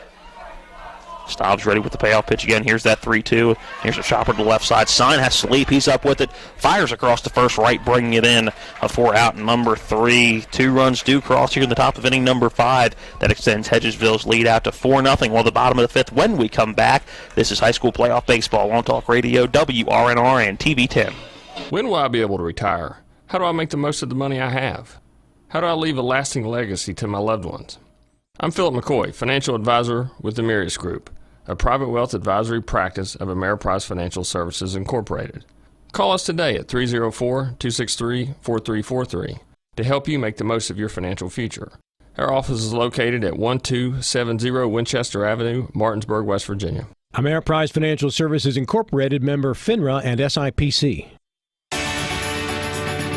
The National Maritime Center primary mission is to credential all U.S. mariners. We have approximately 250 employees here in Martinsburg, West Virginia. Most people aren't aware of the quality of life here in Berkeley County. We have a lot of employees that are from the area. We obviously have folks that have to do tours here, and it's kind of a little bit of a hidden secret of how nice the quality of life is here.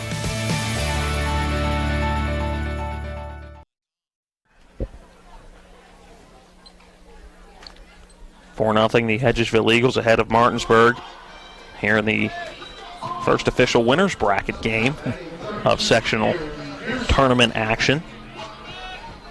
The losers bracket on the other side of the county, it's Spring Mills taking on Musselman. Leading it off here in the bottom of inning number 5 is Aaron Pearson for the Dogs. He lifts one out of play down the first base line, getting over the first base dugout and out of play. Last check that game out at Spring Mills, top of the 5th inning. Musselman still with that 5-0 lead. Here comes that 0-1 from DeLauder. That breaking ball hitting the outside corner for strike 2. Again, looks like a little bit more of a slider than a straight breaking ball, but it's been working so far in this one. Here's the 0-2 to Pearson. That one a fastball that misses outside for ball 1. Pearson grounded out to Jameson Matthew in the 2nd inning. His only plate appearance to date in this one. Ready with that 1-2. That one misses low and inside. Ball 2. And you look at the efficiency of Chase DeLauder. Through 4 innings, 43 pitches, while for Ashton Stobbs, he was at 70 through 4 innings, and now Stobbs up to 90 pitches through 5. The 2-2 pitch right down the middle. Not sure what Aaron Pearson was looking for, but apparently that was not it, as he took one that finished right down the heart of the plate for a strikeout, and we have that now as strikeout number 8 for Chase DeLauder in this one. Yeah, he has been dialing them up again. Very good control in this one. Darrell Pope now steps in and swings through the first pitch he sees for strike 1. A strikeout looking for Darrell Pope in the 2nd.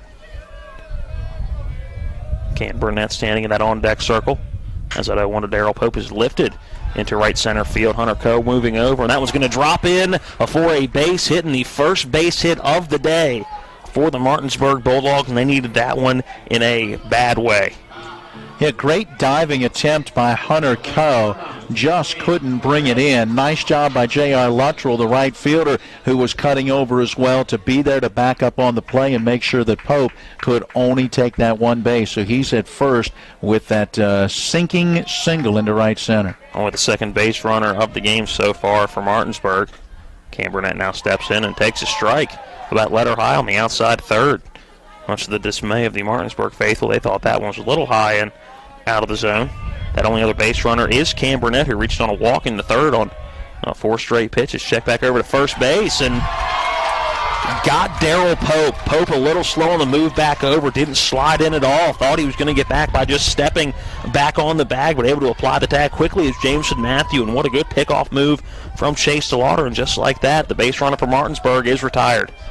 That was a tough one to see for the base umpire, Brian Collins, because from his angle and where that tag came on the step back in, he's almost blinded from that one. But the call there and the throw certainly did get there. That's a tough break as Martinsburg loses a base runner. Again, another mistake, and we've talked about it. It's been mistakes, miscues, mental errors, physical errors that have been the difference in this one right now in a 4-0 Hedgesville lead. And you're facing a lefty pitcher. Your lead is so minimal anyway that there's No reason to not be able to get back in, and just kind of a little lack of focus by Darrell Pope on the base path. Here's the 0-1 to Cam Burnett. That one outside, ball one. Brady Weaver having to lunge out to his right, bring it in on the backhand. Now the count 1-1, 2 down here in the bottom of inning number 5. Here comes that 1-1 from DeLauder. Misses high, ball 2, a little outside as well. So DeLauder through 4 2/3 so far. Just 1 hit allowed, 1 walk, and 8 strikeouts. That 2-1 misses a little low and inside, ball 3. It's now a hitter's count for Cam Burnett. Burnett has reached once already in this game. Again, that was a walk back in inning number 3. Here comes that 3-1, a swing and a miss and a hardy cut taken by Burnett. The count now runs full at 3-2. Yep, had the green light.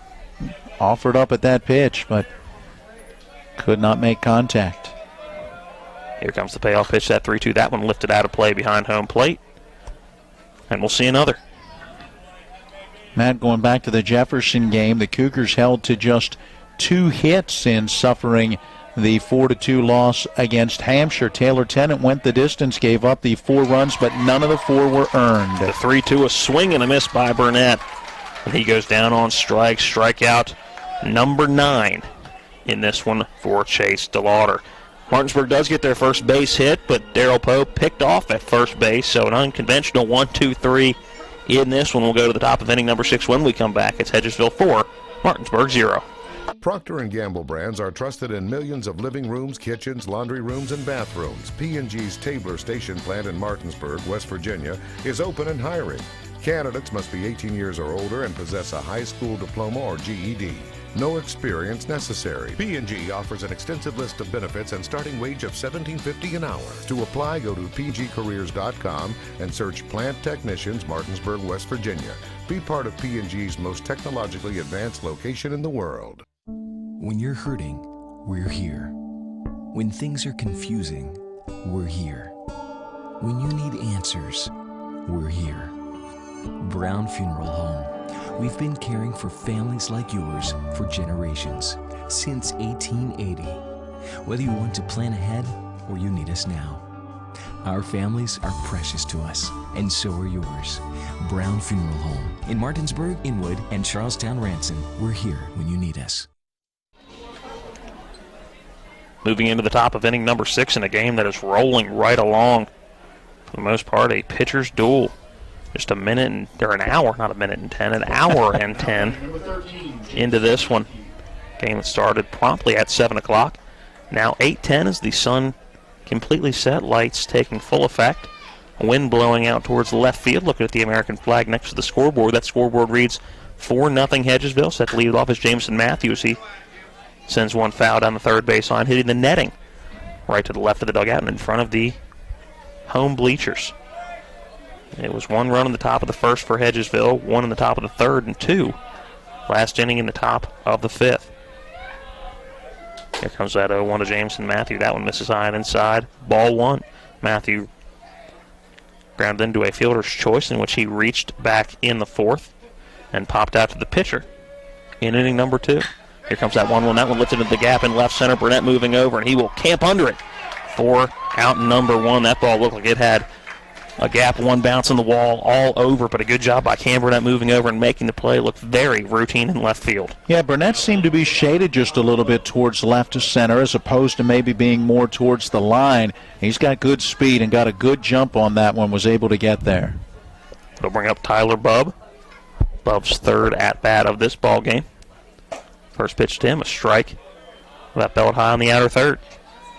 Bubb reached on a walk in inning number 2, struck out in the 4th, but both good at-bats. 7 pitches in the walk, 5 in the strikeout. Here's a chopper right in front of home plate. Pearson up with it, fires down to first, and he will get Bubb at first base and retire the second batter of the inning for the Dogs. So 2 up, 2 down to start the top of inning number 6 for Ashton Stobbs. Stobbs throwing 90 pitches coming into this inning. So right now you'd have him at 95 through 5 2/3. Yeah, well, he needs an inning like this. I was thinking earlier that Coach Byler's got to be looking at it and talking with his coaching staff about who's pitching next, because you've got your starter getting near the limit.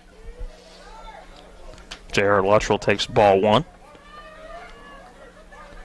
Luttrell struck out and lined out to left field in his first 2 at-bats as he takes strike 1 on the outside corner. That line out to left back in the 4th inning, I put a little star by that one. That was that sinking liner that Burnett made a very nice catch on the run. The 1-1 to Luttrell misses well outside for ball 2. And that saved a run, because if that one would have dropped, Jamison Matthew was at second base, ultimately got stranded there. He could have come around to score. Luttrell sends one to the shortstop, and Harmon on the dive can't come up with it, and that one's going to get into left field. Burnett now up with it, and he will fire it back into the infield. So a good job of an inside-out hit on the 2-1 pitch by J.R. Luttrell, and that one's going to go down as a single. It would have been an absolutely amazing play if Grant Harmon could have made it. Just able to get a little piece of his glove on it as then it trickled out into left field. Yeah, how about it? The 3rd hit of the season for the junior J.R. Luttrell, and he turns the order over. Back to the top of the order. Josh Rush takes strike 1, pops out of the glove of Aaron Pearson. Only gets a few feet away as he's able to walk up and get it, keeping J.R. Luttrell at first base. Stobbs quickly checks over at first as he will now toss back over. Back in safe on the head first dive is J.R. Luttrell. Luttrell caught for a minute, leaning towards second, but quickly able to change direction and get back in. Not an overly big lead for Luttrell standing at first base. Stobbs a long time on the mound, now ready to deliver that 0-1. That one inside for ball 1 on Rush. Josh Rush a single to a right field. Went through the gap between a second and first back in the 5th. Struck out in the 3rd and grounded out to second in inning number 1.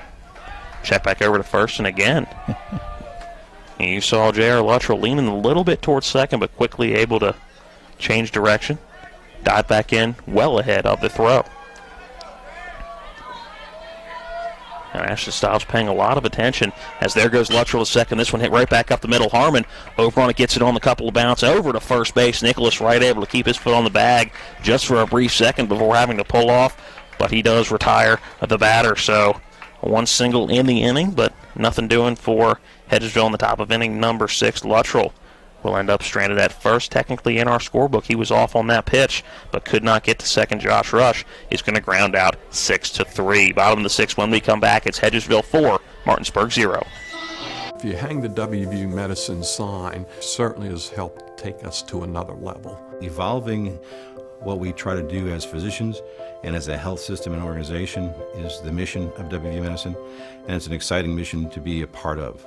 With the knowledge and the years of practice that they've put into this institution, they know a lot. They can help you, and they've helped me a lot. Having people treated locally enhances their overall care. With 4 new car dealerships and 4 used car dealerships in 3 states, Parsons is the largest used car and fastest growing new car dealer in the tri-state area. Take Parsons Ford with huge savings on hundreds of new Fords, financing from 0%, Parsons' goal of financing for all, and Parsons' famous above-market trade-in allowances that help make Parsons #1 for used cars too. See why so many won't buy anywhere but Parsons Ford in Martinsburg. We became #1 by making you #1 first. Parsons. 6th inning here at P.O. Faulkner Park. Elijah Banks leading it off here in the bottom of the 6th for Martinsburg. Just Banks' second at-bat in this one in the bottom of inning number 6. That tells you all you need to know about how good Chase Slaughter has been on the mound tonight. Just 1 hit. That first hit coming for Darrell Pope back in the 5th. He was picked off at first, so would technically go down as out number 2, and just 1 walk as well. That was Cam Burnett back in the 3rd. First pitch to Elijah Banks. In for strike 1. All you need to know is 57 pitches to get through the first 5 innings, and that'll tell you how good DeLauder has been. Here comes that 0-1, a check swing at the plate, and a called strike 2 at the plate as well. All right, we can't both have the only thing you need to know, facts. I said mine first, so I think I win. Well, and you could throw 57 pitches and give up a bunch of runs, but not the way he's throwing. That 0-2 to Elijah Banks misses outside, ball 1. And looking for his 10th strikeout if he could get Banks here. Here comes that 1-2 to Elijah Banks, and strike 3 looking that one get to the inside third, and Banks just stands in the batter's box in disbelief, not believing that one was strike 3, but that's been a strike all day. And in this point in the game, you got to take cuts and at least try to foul that off and see another pitch. So while you're frustrated with the location, you got to at least take a hack. Looking back through DeLauder's wins and losses. Austin Bartley, the number 9 hitter in the order, takes strike 1 to start off his at-bat. He had a 10-strikeout effort over 5 innings in a 14-0 win against St. James back on the 23rd of March. Bartley just getting a piece of that one. Fouling it off as it hits the backstop and then goes all the way back into the infield. Also had a 10-strikeout effort in a 13-3 win at Morgantown on March the 30th. DeLauder got to 9 Ks in a win against Greenbrier East. I do 0-2 to Bartley. A grounded foul hitting right in front of the away bleachers. That one came on April the 6th. DeLauder against Jefferson on April the 9th had his best outing of the year. 16 strikeouts against Jefferson. That 0-2 to Austin Bartley misses high, ball 1.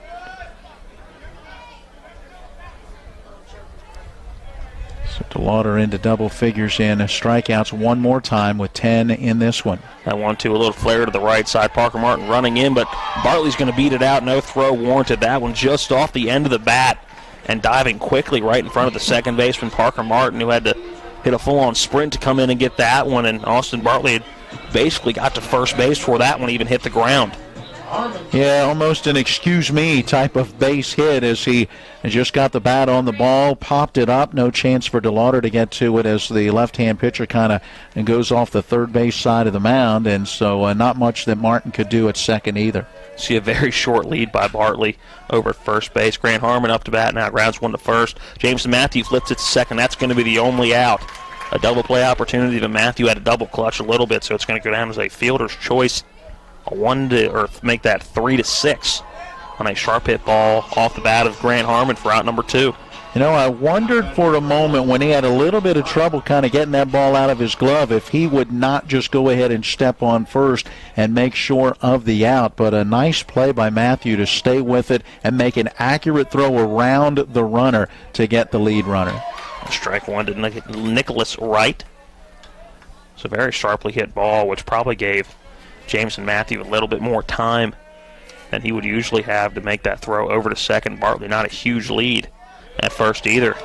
Strike 2 looking in the outside third of the plate, about knee high. It's been a strike all day long, much to the dismay of these Martinsburg hitters. Here's this 0-2 to Nicholas Wright, a swing and a miss, and Wright's going to go down on strikes. 11 strikeouts now on the day for Chase DeLauder, and he is rolling in this one. An infield single for Austin Bartley, a ground out fielder's choice for Grant Harmon, retiring Bartley, so Harmon going to be the only runner stranded on the base paths. We'll go to the top of inning number 7, the final inning that we're scheduled to go when we come back. It's Hedgesville 4, Martinsburg 0. Welcome to La Bella Vita, named for my Grandma Vita. Our mountaintop getaway honors her legacy while complementing the home's spectacular views. This recently renovated property boasts a breathtaking landscape of Deep Creek Lake while providing great open interior spaces for a sensational vacation. You'll immediately notice the great room allows for entertaining, dining, and relaxing after long days on the lake or skiing on the slopes of Wisp. Your family and friends will enjoy relaxing in all the open spaces. The home features 6 bedrooms, including 4 that are private suites. And each of the 4 levels of this home feature amazing visibility as far as the eye can see. Like our family, we hope you enjoy making memories here on the mountain. We love sharing the spacious, warm, and inviting home that overlooks the lake. Cheers to the beautiful life, La Bella Vita.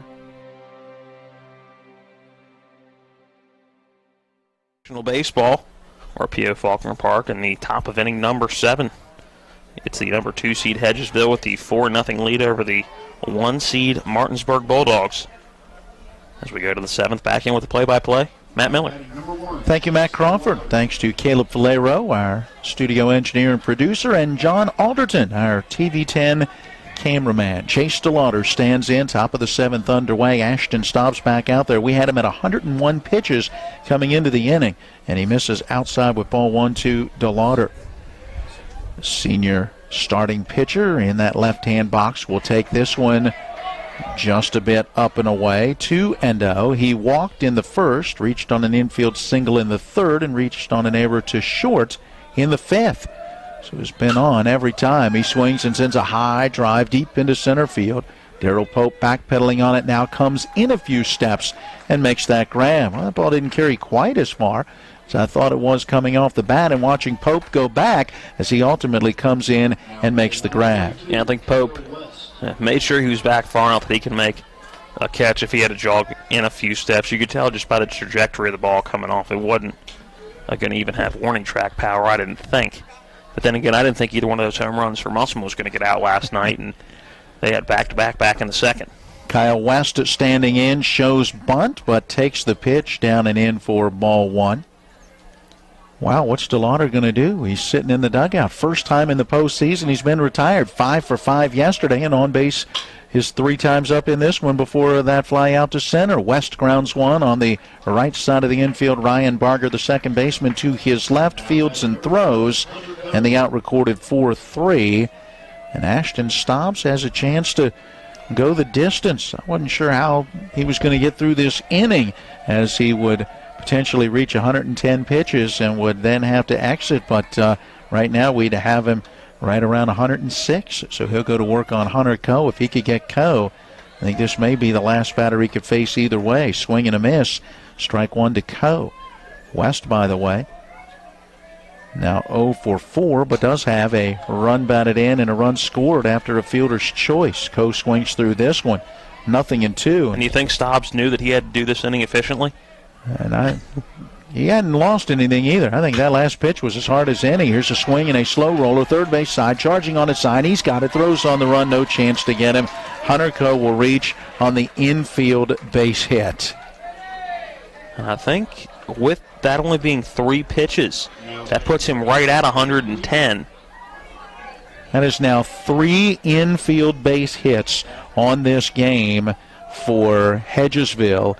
And 2 of those for Hunter Coe, who's got 3 hits in 4 at-bats, and he also has reached on an error. So Coe has been on all 4 times he's been up, and he is aboard with 2 outs for Brady Weaver. And here comes Aaron Byler, and that is going to spell the end of the evening, it looks like, for Ashton Stobbs. And I believe it's going to be Grant Harmon who will take over on the mound.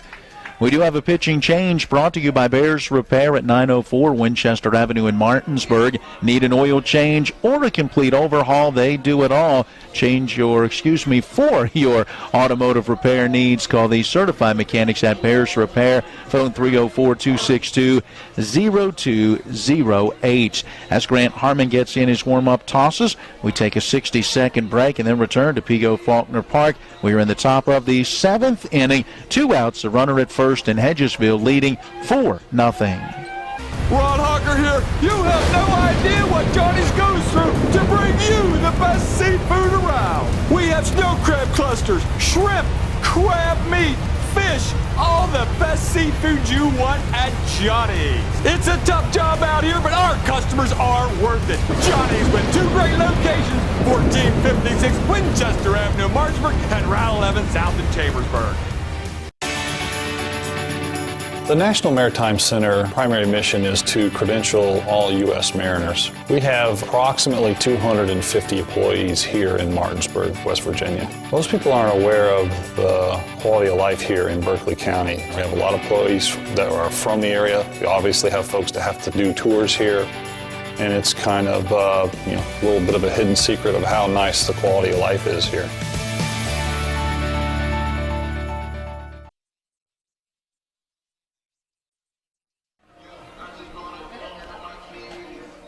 It'll be a straight swap as Ashton Stobbs will go to play short. Starting shortstop Grant Harmon will take over on the mound. Ashton Stobbs going 6 2/3 innings so far, giving up 4 runs on 6 hits, striking out 6. He has walked 2 batters and also hit a batter. The runner at first is his responsibility as Harmon takes over on the mound, and he will face Brady Weaver. Right-hander Grant Harmon comes set, and the pitch, and that fastball misses up for ball 1. We know the strong arm of Harmon, throwing from the shortstop position and especially deep in the hole. Hard to harness that sometimes from 60 feet 6 inches. The 1-0 pitch due. That one right down the middle, taken for a strike. 1-1 now to Weaver. Looking for his first hit. He's bounced into a 6-4 fielder's choice, has struck out looking, and has grounded out to third. Grant Harmon making his 8th mound appearance. He does have 3 starts on this season, so most of his work has come in relief as Weaver asked for and is granted time. He's got a 2-2 record. His ERA at 3.92. 1-1 pitch due. Coe his lead, held on at first by Wright. Harmon ready. Here it comes. That fastball misses high. 2 balls and a strike. In 19 2/3 innings, Harmon has given up 13 runs, 11 earned on 19 hits. He has struck out 15, but also has walked 12. Right now just wants to get the last out of this top of the 7th and give his team one more chance at the plate, down 4-0. This fastball stays high. 3-1 now to Weaver. Parker Martin is due next. 2 outs in the inning. Hedgesville plated a run in the first, a run in the third. They added 2 more in the 5th. Martinsburg yet to dent that scoreboard.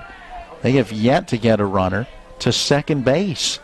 Through 6 innings, Martinsburg has left only 2 on base, and both of them were left at first. Harmon with the 3-1 pitch. Here it comes, and a foul ball straight back to the backstop. It's a full count. Weaver had a good cut. And Darrell Pope wasn't even left at first. He was picked off. There you go. Yeah. So really only 1 runner left on the base paths, and that was Cam Burnett, who walked to lead off the 3rd inning. Well, and had 1 left on in the bottom half of the 6th inning. Yep. But again, left at first base. Here comes that 3-2 delivery. Runner was on the move, and the pitch has popped up foul territory, first base side. It is Pearson, the catcher, who gets called off by Harmon, the pitcher, and it ends up dropping in between the 2 of them, and Weaver gets another opportunity with a count at 3-2. See, I think that was Pearson calling off Harmon. By the way his head was jerking, I think that was Pearson calling off Grant Harmon coming in. Yeah, but then it looked like Pearson got out of the way at the last moment, and I was assuming perhaps Harmon then had called him off from the angle. Either way, a miscommunication.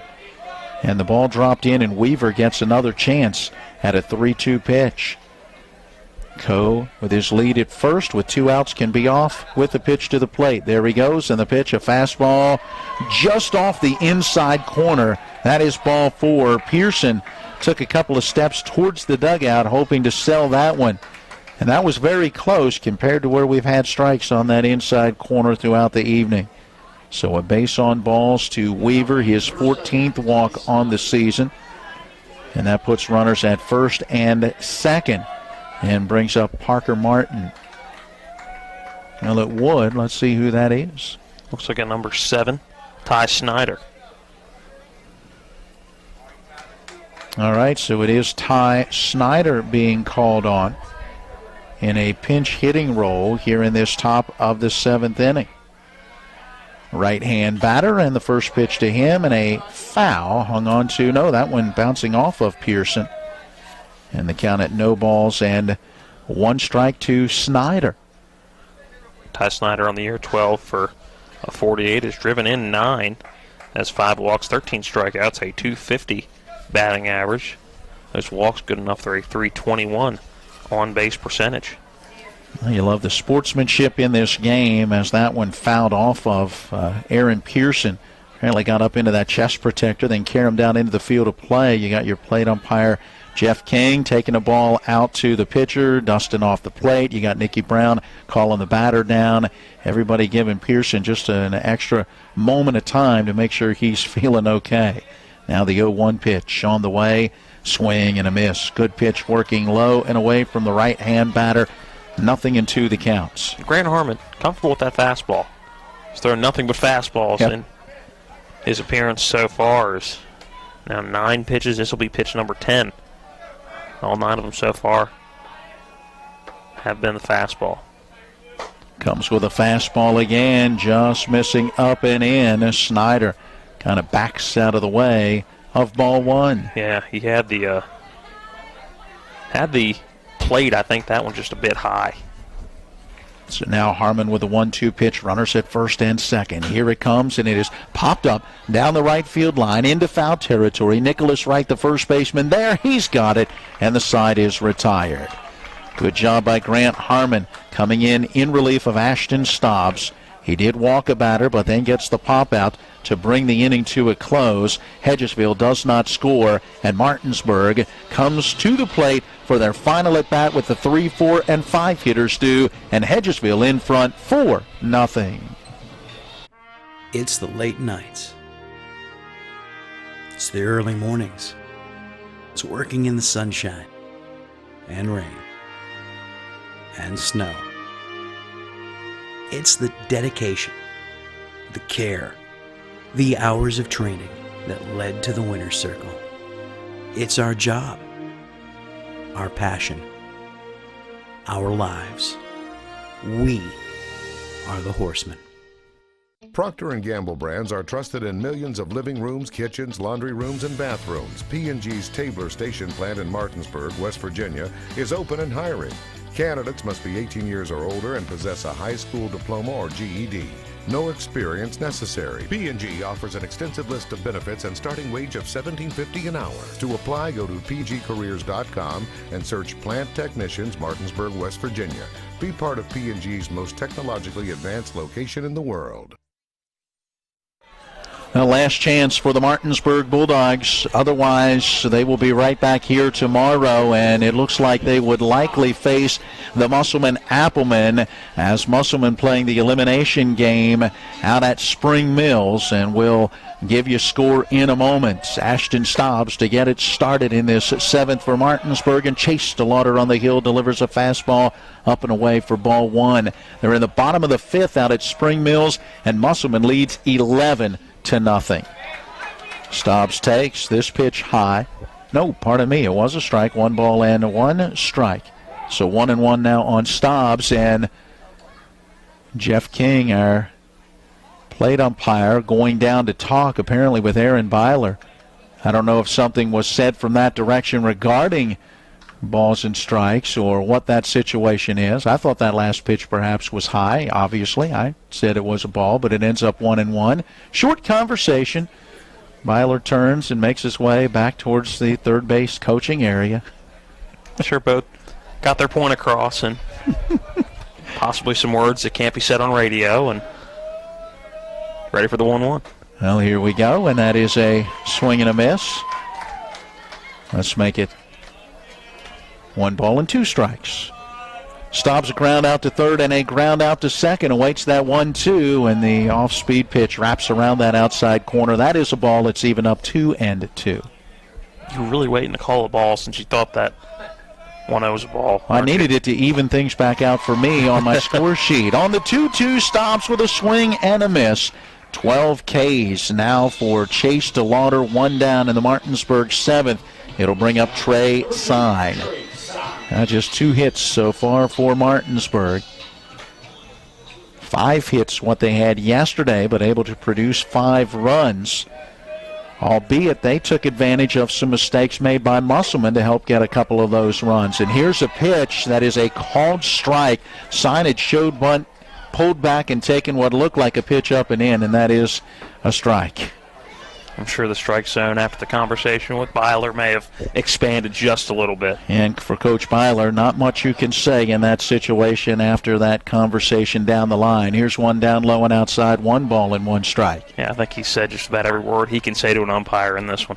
The 1-1 strike pitch grounded towards the shortstop. West waits on it. He's got it, and the throw to first. In time to get him. The ground out will go 6-3. 2 outs in this Martinsburg 7th, and it will bring to the plate Aaron Pearson. And I thought that one was going to eat Kyle West up. He let that one get deep between his legs. I was thinking that was going to go off his palm just based on the angle in which he had that come in. But made a great play on it. Then a dart throw over to first to Jameson Matthew for out number 2. Martinsburg down to their final out with Pearson standing in. And the first pitch of the at-bat, a strike again, about to let her high on the inside corner. And Pearson will step out and regather his thoughts. I think Pearson thought that was a little more inside. He twisted completely that upper body. 0-1 pitch bounced off the end of the bat, foul towards the backstop, just to the right of the home plate area. Pearson 0-for-2 has bounced out unassisted to the first baseman and has struck out looking. Chase DeLauder, a pitch away from closing this one out, a complete game victory. Here comes that 0-2, and that one had the plate, but apparently down below the knees. That is a ball.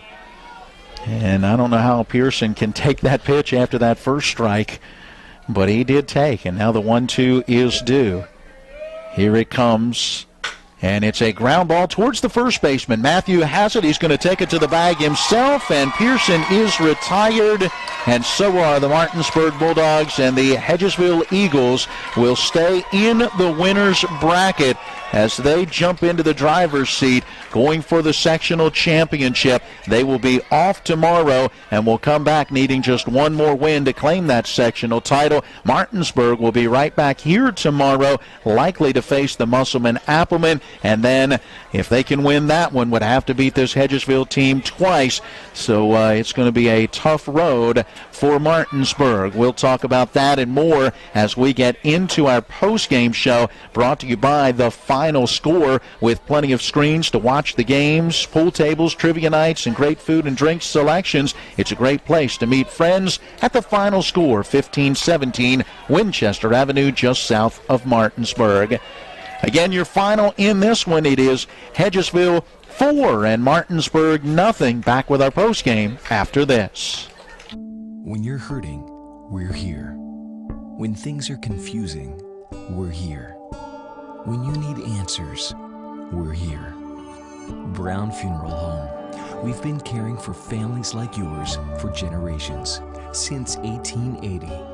Whether you want to plan ahead or you need us now.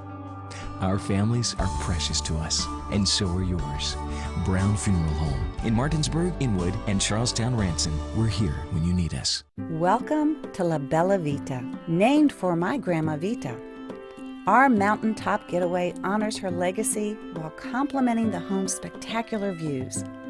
This recently renovated property boasts a breathtaking landscape of Deep Creek Lake while providing great open interior spaces for a sensational vacation. You'll immediately notice the great room allows for entertaining, dining, and relaxing after long days on the lake or skiing on the slopes of Wisp.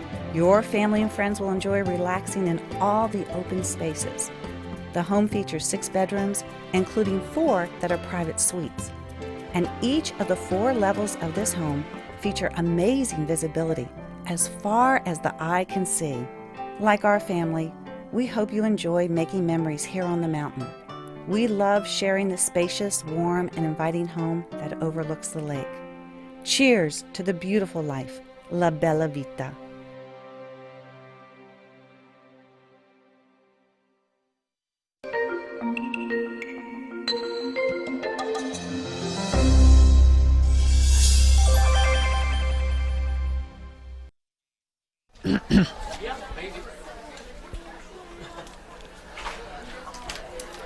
Welcome back into P.O. Faulkner Park. Along with Matt Crawford, I'm Matt Miller. Caleb Falero is our studio engineer. John Alderton, our TV10 cameraman. We're in the Procter & Gamble broadcast booth. For information on a career with Procter & Gamble in Berkeley County, visit pgcareers.com. We get our final score postgame show underway. Recapping the scoring in this one, Matt, not a lot of scoring. Top of the first inning, it was a leadoff ground out for Josh Rush. Then Chase DeLauder walked on 4 pitches. He would go to second on a ground ball out on a hit and run. He was already in motion when Kyle West chopped one that was fielded off the third base side of the mound by the pitcher Ashton Stobbs. He threw out West, but then, a pass ball would advance DeLauder to third, and either a pass ball or a wild pitch would end up bringing him home with Hunter Coe at the plate. Coe did end up singling up the middle with 2 outs in the inning, but the run had already come home without the benefit of a hit, and Hedgesville took that 1-0 lead. And unfortunately for Martinsburg, that was kind of a microcosm of the way this whole game played out. Yeah, they couldn't get anything going offensively, and defensively it was just unforced errors and wild pitches, pass balls, like you said. It was just errors and mistakes that came at the most inopportune times for them in this game, and hats off to Hedgesville for taking advantage of those mistakes. And Martinsburg didn't really get a whole lot of opportunities to capitalize on mistakes, because Hedgesville really didn't allow too many base runners and really didn't make too many mistakes. When your starting pitcher strikes out 12 guys, not a whole lot of action in the field as well. So Hedgesville did what they needed to do in this one to win. Martinsburg struggled at the plate and did very well. I thought Ashton Stobbs had a great game, but unfortunately just couldn't get the hitting to help him out. Well, you knew you probably weren't going to score a lot of runs against Chase DeLauder, so Hedgesville getting that run in the first, I'm sure a big boost for them. Neither team would score in the second. Hedgesville would add a run in the third with 1 out. Chase DeLauder reached on an infield single after a strikeout of Kyle West with 2 outs in the inning. Hunter Coe grounded one to short, and the throw ended up getting away from the first baseman as it bounced over the head of Nicholas Wright, and that ultimately allowed the courtesy runner Hunter Minnick to come home and score, and Hedgesville had a 2-0 lead. Neither team would score in the fourth. Hedgesville would score their final runs in the 5th inning, a leadoff single for Josh Rush. Then Chase DeLauder reached on an error. Kyle West had an RBI fielder's choice, and he came home to score on a passed ball. So you look at 2 of the 4 runs on the board, and they came home to score on either pass balls and or wild pitches. Those are mistakes you can't make when you're facing a guy as good as Chase DeLauder, and in the end, Martinsburg is shut out, and they fall by the final of 4-0. We'll take a break, come back, and wrap up our final score post-game show as we take a look at the numbers from this one. It's West Virginia High School Playoff Baseball on Talk Radio, WRNR, and TV 10. Procter & Gamble brands are trusted in millions of living rooms, kitchens, laundry rooms, and bathrooms. P&G's Tabler Station plant in Martinsburg, West Virginia, is open and hiring. Candidates must be 18 years or older and possess a high school diploma or GED. No experience necessary. P&G offers an extensive list of benefits and starting wage of $17.50 an hour. To apply, go to pgcareers.com and search Plant Technicians, Martinsburg, West Virginia. Be part of P&G's most technologically advanced location in the world. If you hang the WVU Medicine sign, certainly has helped take us to another level. He literally saved my life. It's just mind-boggling to me that he was able to do what he did. We're able to affect much more of a difference for our patients with these resources. Having people treated locally enhances their overall care. They treat you great, and they're down to earth in the West Virginia way that all West Virginians treat each other.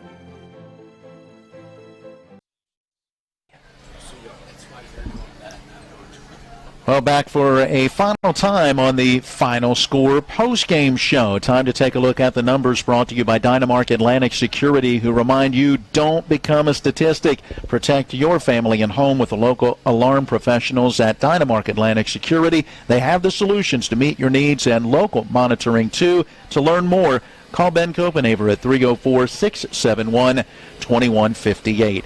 Let's begin with the pitchers. Ashton Stobbs in the start for Martinsburg. 6 2/3 innings, 4 runs allowed on 6 hits, 6 strikeouts, 2 walks, 1 hit batter. He reached the pitch limit and had to give way then to Grant Harmon, who went a third of an inning, no runs, no hits, no strikeouts. He did walk 1 batter. Chase DeLauder, the complete game 2-hit shutout for Hedgesville, struck out 12 and walked just 1. Matt, he was on target today. Yeah, he was everything both of these pitchers I thought were everything they were hyped up to be coming in to this matchup. And Chase DeLauder, a no-hitter going into inning number 5. So really a great game for him, and it seems like he gets better and better each time we see him. Yeah, and he certainly saved his best for last, if you will. Although we did mention a 16-strikeout game earlier in the season, he was pretty dominant here tonight. Offensively, Martinsburg had just 2 hits, a single for Darrell Pope, and he was eventually picked off at first base, and then Austin Bartley reached on an infield single. For Hedgesville, we had him with 6 hits. Josh Rush had a single and a run scored. Chase DeLauder, an infield base hit, a walk as well, and he gave way to a courtesy runner who scored it 2 times. Kyle West did not have a hit, but drove home a run with an RBI fielder's choice. He came around to score as well. Hunter Coe, 3 for 4, 3 hits, and 2 of those never even got out of the infield, but he was a key part of keeping some innings going and helping Hedgesville. All 4 runs came across from the top 3 guys in the order. There was a single for J.R. Luttrell, just his 3rd hit on the year out of the number 9 spot in the order in the 6th inning, but otherwise the damage done by the top 3 in that Hedgesville batting order. Final totals look like this. For Hedgesville, 4 runs on 6 hits, no errors, 8 left and 4 in scoring position. Martinsburg, no runs on 2 hits with 2 errors. They left 2, none in scoring position. DeLauder with a win, 9-1. Stobbs falls to 6-3 with the loss. Time of the game, 1 hour and 38 minutes. Martinsburg now 23-9 on the season. Hedgesville improves to 21-8. And what it means is that Hedgesville will be off tomorrow, and then they will wait to face the winner of tomorrow's losers bracket game. That game will feature Martinsburg right back here at P.O. Faulkner Park, and it looks like a rematch with Musselman. The game out at Spring Mills in the bottom of the 5th inning, 2 outs, nobody on, and a 1-2 count. And so if Musselman can simply get this final out, they would win that one via the mercy rule, and that means we'll have the Applemen and the Bulldogs one more time here at P.O. Faulkner. And the way that one played yesterday, Matt, anything could happen. Oh, absolutely. Again, who would have thought that coming in with 4 team home runs that Musselman was going to come out and hit back-to-back jacks in the second. And it's playoff time. Anything can happen. You said it perfectly right there, and I'm looking forward to it tomorrow. Well, that is it. A look at the numbers brought to you by Dynamark Atlantic Security. To learn more about their solutions to meet your needs and local monitoring, too, call Ben Copenaver at 304-671-2158. And it wraps up the Final Score post-game show. Hey, meet friends and rehash this one at the Final Score at 1517 Winchester Avenue, just south of Martinsburg.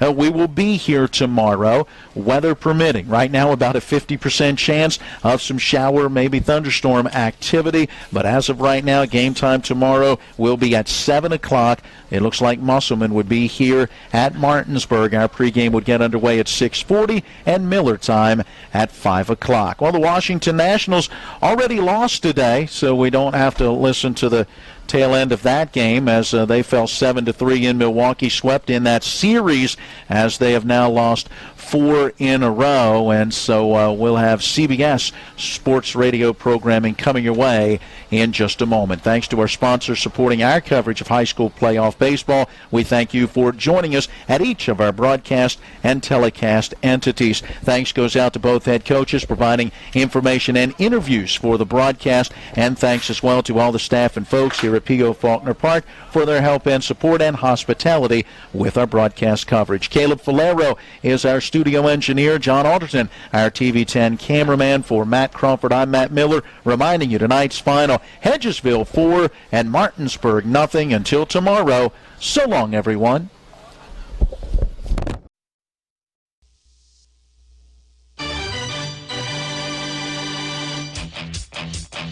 You've been listening to West Virginia High School Baseball. Today's game broadcast has been brought to you by Miller Honda, Cox Holiday Professionals CPAs, the Brown Funeral Homes, Miller's Chrysler Dodge Jeep Ram, the Marius Group at Ameriprise Financial, WVU Medicine Berkeley and Jefferson Medical Centers, Parsons Ford, Bechtel Jewelers, Procter & Gamble, PGCareers.com, WH Miller Systems, D&N Auto, The Mortgage Center, the Hagerstown Suns, Haas's Steak and Sea, Bears Repair, The Final Score, and Atlantic Security. For the continued excitement of high school, college, and Major League Baseball, keep it tuned to FM 106.5, AM 740, Comcast Cable Channel 10, and online talkradiowrnr.com. All rights reserved.